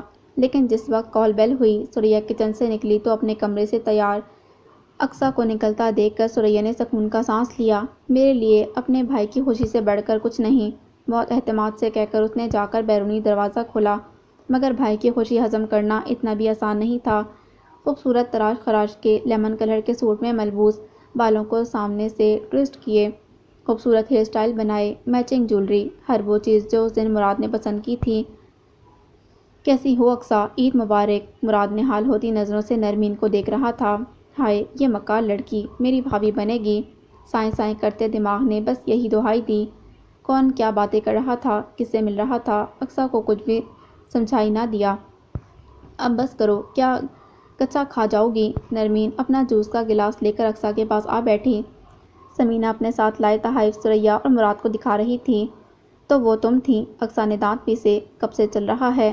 اب تو لگ رہا ہے کئی جنم گزر گئے۔ نرمین کو اس کی حالت مزہ دے رہی تھی۔ کاش افشاں بھی دیکھ پاتی۔ سوچ لو، اتنی بھی آسان نن ثابت نہیں ہوں گی۔ اقصیٰ نے ڈرانا چاہا۔ کوئی فکر نہیں، ہم جلد تمہاری شادی کر دیں گے۔ نرمین ہنسی تو اقصیٰ تلملا گئی۔ زیادہ اوور ہو رہی ہو۔ سوری۔ نرمین نے فوراً دفاعی پوزیشن لی۔ کچھ بھی تھا، وہ مراد کی لاڈلی اکلوتی بہن تھی۔ دونوں کو یوں شیر و شکر بظاہر ہو کر باتیں کرتے دیکھ مراد نے سکھ کا سانس لیا۔ ثریا نے سر اٹھا کر سب کو باری باری دیکھا۔ ایک مکمل خاندان، رشتہ داریاں، دلداریاں، خوشیاں، دکھ سکھ کی سانجھ۔ کاش وہ بھی کسی خاندان کا حصہ ہوتی۔ آنکھ کے کنارے مچلتے آنسوؤں کو اس نے خاموشی سے پلو میں جذب کر لیا۔ کچھ سالوں بعد۔ کیا مذاق ہے؟ کاغذ سے نظریں ہٹا کر اقصیٰ نے ان دونوں کو دیکھا۔ اس میں مذاق کیا ہے؟ مراد نے بھویں اچکائیں اور نرمین کو دیکھ کر مسکرایا۔ وہ ہنس دی۔ ہاں، تمہیں تو ہنسی آئے گی نا، اتنی اچھی جگہ تقرری ہوئی ہے اور مجھے پھینک دیا چک 59 میں۔ وہ روحانسی ہو گئی۔ اور وہ چک کس کا ہے؟ مراد نے اس کی تھوڑی ہلائی۔ میں نہیں جاننا چاہتی، کچھ اچھی یادیں نہیں ہیں، بس بےعزتی ہی بےعزتی۔ اور یہ بھی تو ہو سکتا ہے اللہ تمہیں اس گاؤں میں اسی طرح عزت دلانا چاہتا ہو۔ نرمین نے رسانیت سے کہا تو اقصیٰ نے چونک کر اسے دیکھا، پھر مراد کو۔ مراد نے اس بات میں سر ہلا دیا، اور اس کی بات سچ ہی ثابت ہوئی۔ اس سے پہلے اس کا ذکر گاؤں میں پہنچا تھا۔ نئی استانی آ رہی ہے۔ ہائے میں مر گئی، یہ تو اپنی اقصیٰ ہے۔ رشیدہ کی بیٹی استانی بن کے آئی ہے۔ عورتوں اور لڑکیوں نے اسے گھیرے میں لے لیا۔ رشیدہ کی بیٹی استانی بن کے آئی ہے۔ عورتوں اور لڑکیوں نے اسے گھیرے میں لے لیا۔ جن کی لڑکیوں نے اسکول میں پڑھنا تھا وہ بچھی بچھی جا رہی تھیں۔ پھر رسولہ بھاگتی ہوئی آئی، میری رشیدہ کی دھی۔ وہ اسے جبڑے ڈال کر پھوٹ پھوٹ کر رو دی۔ اقصیٰ کا دل بھر آیا، آنکھیں جھلک گئیں۔ نیم کی چھاؤں میں چارپائی پر بیٹھ کر اسے لگا وہ اپنوں میں آ گئی۔ وہ اقصیٰ نہیں، رشیدہ کی دھی تھی۔ اس نے جس ماں پر ساری زندگی ترس کھایا، آج اسی پر فخر محسوس کیا۔ لکڑی کی میز پر سفید میز پوش، اس پر سجے لوازمات، ابلے انڈے، بیکری کے بسکٹ اور گاجر کا حلوہ۔ اس کے لیے خاص طور پر کرسی رکھی گئی تھی، مگر وہ چارپائی پر بیٹھی اس کرسی کو دیکھنے لگی۔ اسے لگا آج وہ نہیں، رشیدہ کرسی پر بیٹھی اسے مسکرا کر کہہ رہی ہے، رب کی مرضی ہے نا، جسے چاہے ذلت دے، جسے چاہے عزت۔ رب کی مرضی، رب کی مرضی۔ نیم کے پتوں نے تسبیح شروع کر دی۔ تم نے ٹھیک کہا تھا نرمین۔ اس نے چپکے سے سرگوشی کی۔ کرسی پر بیٹھی رشیدہ کو دیکھ کر مسکرائی اور چائے کا کپ لبوں سے لگا لیا۔ فرخ نہا کر نکلا، تولیے سے بال رگڑتے ماں کے کمرے کے سامنے سے گزرتے قدم جم گئے۔ خدیجہ بہت دماغ سے ٹی وی دیکھ رہی تھی، اس کی دروازے کی طرف پشت تھی اور سامنے بڑی سی LED پر وہ براجمان تھی۔ نرمین انور حسین اور اینکر جوش و خروش سے کہہ رہی تھی، آج جوان پاکستان میں ہماری مہمان وہ لڑکی ہے جس نے اپنی عزم اور ہمت سے نہ صرف اپنی زندگی سنواری بلکہ اپنے خاندان کو بھی اپنے پیروں پر کھڑا کر دیا۔ نرمین، آپ ہمیں یہ بتائیں کہ یہ رکشہ چلانے کا خیال آپ کو کہاں سے آیا؟ مجھے یہ شوق بچپن سے ہی تھا، نرمین نے معصومیت آمیز سنجیدگی سے جواب دیا۔ تو اینکر کھلکھلا کر ہنس دی۔ فرخ 2 قدم آگے بڑھا۔ خدیجہ خالہ نے مڑ کر اپنے بیٹے کو دیکھا، وہ لاشعوری طور پر ان کے برابر آ کر بیٹھ گیا۔ میرے سامنے 2 ہی راستے تھے، ہمت ہار دوں اور میرے گھر والے ساری زندگی دوسروں سے بھیک مانگتے رہیں، دوسروں کے لیے برت بن جائیں، یا پھر حوصلہ پکڑوں اور اپنے گھر والوں کو اور اپنے گھر کو دوسروں کے لیے مثال بنا دوں۔ اور آپ نے مثال قائم کر دی، رکشہ چلا کر اپنے گھر والوں کے لیے روزگار کمانے کے علاوہ اپنی تعلیم بھی جاری رکھی، اور آج آپ ایک استاد ہیں اور قوم کی بچیوں کو اسی عزم اور ہمت کا درس دیتی ہیں۔ میز پر رکھا چھوٹا ٹی وی فل آواز میں چل رہا تھا۔ پورے گھر میں نرمین کی آواز گونج رہی تھی۔ نیچے بچھی دری پر بیٹھے بچے جو اب اتنے بھی بچے نہیں رہے تھے، آنکھوں میں اشتیاق اور محبت بھرے نرمین کو دیکھ رہے تھے۔ آپا کتنا خوبصورت بولتی ہیں، میں تو سب کو بتا کر آ رہا ہوں، آپا کا انٹرویو آ رہا ہے، میں بھی آپا جیسا بننا چاہتا ہوں۔ چارپائی پر بیٹھے انور حسین اور ثمینہ نے ایک دوسرے کو دیکھ کر نم آنکھیں صاف کیں۔ ان کے دل تفاخر اور تشکر سے بھرے ہوئے تھے، اور نرمین کہہ رہی تھی، سفر آسان نہیں تھا، جہاں ساتھ نبھانے والے لوگ ملے وہاں حوصلہ پست کرنے والے اور راستہ روکنے والے بھی کم نہیں تھے۔ میں تو پہلے ہی کہتا تھا، اس لڑکی میں بڑی ہمت ہے، ضرور کچھ کر کے دکھائے گی۔ قاسم بھیا نے اپنی ٹانگ پر ہاتھ مارا تو سب حیرت سے انہیں دیکھنے لگے۔ بھیا، آپ نے کب کہا تھا؟ افشاں نے تعجب سے پوچھا۔ دل میں کہا تھا، انہوں نے گھسیانے ہو کر جواب دیا۔ میرے بہت سے قریبی لوگوں کو لگنے لگا تھا کہ میں بہت ہی غلط کام کرنے لگی ہوں، میرے کردار پر انگلیاں اٹھیں، مجھے غلط کہا۔ خدیجہ خالہ نے گردن موڑ کر فرخ کو دیکھا، وہ خاموشی سے اٹھ کر چلا گیا۔ لیکن کچھ لوگ ہوتے ہیں جو آپ کی ہمت بن جاتے ہیں، آپ کو ہارنے نہیں دیتے۔ نرمین نے گردن گھما کر ساتھ بیٹھے شخص کو دیکھا تو لفظ اور نگاہ محبت سے مہک اٹھے۔ سریا، سریا! اپنے شوہر کی مسلسل پکار پر وہ کچن سے بھاگتی ہوئی آئی، بالوں کی چوٹی بنا کر سامنے ڈالی تھی، سفید بال نیچرل کلر میں رنگے، چہرے پر گھریلو آسودگی بھری جھنجھلاہٹ، ہاتھ میں کپ گیر پکڑے اس نے عین صوفے کے پاس آ کر بریک لگائی تھی۔ کیا ہے؟ کھانا بنا رہی تھی؟ ارے ہوٹل سے آ جائے گا، دیکھو تمہارا بھائی ٹی وی پر آ رہا ہے۔ ارے ماں صدقے! سریا نہال ہوتی شوہر کے برابر آ بیٹھی۔ مراد علی ان نوجوانوں کے لیے ایک زندہ مثال ہے جو نامساعد حالات کے ہاتھوں تنگ آ کر خودکشی کر لیتے ہیں۔ یتیمی گھر بدری کے باوجود انہوں نے اپنی تعلیم کا سلسلہ ٹوٹنے نہیں دیا، رکشہ چلایا، ویگن خریدی اور ساتھ ساتھ ایم اے اکنامکس میں دوسری پوزیشن حاصل کر لی۔ مراد، آپ سے پوچھنا چاہتی ہوں، اس تعلیم کے باوجود آپ نے اپنے کام کو جاری رکھنے کا فیصلہ کیا، نوکری کیوں نہیں کی؟ انسان نوکری کیوں کرتا ہے؟ مراد مبہم سا مسکرایا۔ رزق حلال کمانے کے لیے، وہ تو میں پہلے ہی کما رہا ہوں۔ سب اس کی حاجت جوابی اس پر بے اختیار ہنس دیے۔ سریا نے گردن موڑ کر اپنے شوہر کو دیکھا۔ حلال رزق اور حلال تعلق سیدھا راستے پر چلتے ہی مقدر بنتا ہے۔ اس نے آسودگی سے وقاص کے کندھے پر سر رکھ دیا۔ یہ اس کی ذات پر رشیدہ کے بیٹے کا ایک اور احسان تھا۔ رشیدہ کی اولاد نے نہ جانے اس کی قبر میں اور کتنے دیے جلانے تھے۔ جس دن اسے بشیر احمد کی طرف سے تحریری طلاق وصول ہوئی، اسی دن مراد نے پوچھا تھا، آپا اب آپ کہاں جائیں گی؟ وہ ٹکر ٹکر اس کی صورت دیکھنے لگی۔ آپ مستقل تو یہاں نہیں رہ سکتی، نہ جانے کیوں وہ اتنا شفاق ہو گیا تھا۔ گاؤں چلی جاؤں گی، کھیتوں میں کام کر کے گزارا کر لوں گی۔ سریا بدقت گویا ہوئی، میری ماں کی طرح، اقصیٰ کے منہ سے بے ساختہ نکلا۔ سریا کا دل جکڑا گیا۔ اور اگر ایک گھر مل جائے تو؟ مراد نے بہت سنجیدگی سے سوال کیا۔ مراد، اب مجھے کوئی بھی اپنے گھر کی عزت نہیں بنائے گا، اور اگر ایسا کوئی چاہتا ہو تو؟ کون چاہتا ہے؟ اقصیٰ نے بے چینی سے پوچھا۔ وقاص بھائی۔ کون وقاص بھائی؟ کاکا۔ مراد نے مسکراہٹ دبائی۔ آہ! اقصیٰ کا منہ کھل گیا۔ میرا کوئی حق تو نہیں کہ آپ کو مجبور کر سکوں، بھائی ہونے کے ناطے خواہش کر سکتا ہوں۔ وقاص بھائی کا گھرانہ وہ ہے جس کی وجہ سے مراد آج اس مقام پر ہے۔ ان کے والدین نے مجھے اس وقت سہارا دیا تھا جب میں بالکل بے سہارا تھا، میں ان کی گارنٹی دے سکتا ہوں وہ آپ کو خوش رکھیں گے۔ آج ثریا نے پہلی بار کسی اور کی خواہش پر اپنا سر جھکا دیا تھا۔ اس نے آسودگی سے بھرپور سانس بھری اور شوہر کے کندھے پر سر ٹکا دیا۔ ناظرین، آپ نے مراد اور نرمین سے ملاقات کی۔ ظاہر ہے اس 15 منٹ کے سیگمنٹ میں ان کی مشقت بھری زندگی کا احاطہ نہیں ہو سکتا، لیکن آپ کو یہ ضرور بتانا چاہوں گی کہ ہمارے یہ دو خوبصورت مہمان عنقریب رشتہ ازدواج میں بننے والے ہیں۔ میزبان نے چمکتی آنکھوں اور مسکراتے لبوں کے ساتھ انہیں مبارکباد دی۔ نرمین کے چھوٹے سے گھر کا آنگن خوشی اور شادمانی کے نعروں سے گونج اٹھا۔ گھر سے نکلتے ہی کچھ دور چلتے راستے میں ہے اس کا گھر۔ گھنے بادل زمین پر اترنے کو بے قرار تھے۔ ٹھنڈی ہوا مست ہو کر گھروں کے باہر لگی بوگن ویلیا اور ہار سنگھار کی بیلوں سے الجھتی تو وہ فراغ دلی سے اپنے پھول ان کے قدموں میں نچھاور کر دیتی۔ سیاہ کولتار کی سنسان سڑک پر ان کے قدم ایک ساتھ اٹھتے تھے۔ مراد نے گردن موڑ کر اپنی ہمسفر کو دیکھا۔ بہت لمبا سفر تھا مراد۔ وہ اپنے چہرے پر اس کی محبت بھری نگاہوں کی تپش محسوس کر کے گویا ہوئی، میرا انتظار تمہارے سفر سے بھی زیادہ طویل تھا۔ اس نے گنگنانا بند کیا۔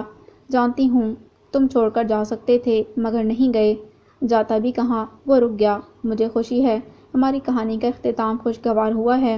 نرمین نے آسودگی بھری گہری سانس کھینچی اور آنکھیں بند کر لیں۔ کہانی ختم کہاں ہوئی ہے؟ نرمین نے آنکھیں کھول کر حیرت سے اسے دیکھا۔ مراد نے آنکھ سے اشارہ کیا۔ وہ چلتے چلتے اپنی گلی کا موڑ مڑ گئے تھے۔ وہ دو کوڑا چننے والی لڑکیاں تھیں، عمریں کوئی 10 سے 11 سال۔ ان میں سے ایک لڑکی بھاگ کر دروازے کے باہر کھڑے رکشے پر سوار ہو گئی۔ کیا کر رہی ہے قدسیہ؟ نرمین اور مراد نے ایک دوسرے کو دیکھا اور ہنس دیے۔ کہانی کبھی ختم نہیں ہوتی۔ جہاں سے ہماری کہانی ختم ہوتی ہے وہاں سے کسی اور کی کہانی شروع ہو جاتی ہے۔ پست حوصلے والے تیرا ساتھ کیا دیں گے؟ زندگی ادھر آجا ہم تجھے گزاریں گے۔ ختم شد۔ So this was the end of زندگی ہم تجھے گزاریں گے۔ امید کرتی ہوں یہ ناول آپ کو بہت پسند آیا ہوگا۔ اس ناول کے اختتام پر میں راحت جمیل کا بہت بہت شکریہ ادا کرتی ہوں کہ انہوں نے معاشرے میں ایک بہت بہت اچھے پہلو کو اجاگر کیا ہے۔ اور اگر آپ لوگوں کو یہ ناول پسند آیا ہے تو پلیز میرے چینل کو سبسکرائب کریں، اس ویڈیو کو لائک کریں۔ ملتے ہیں ایک نیو ناول کے ساتھ۔ اللہ حافظ۔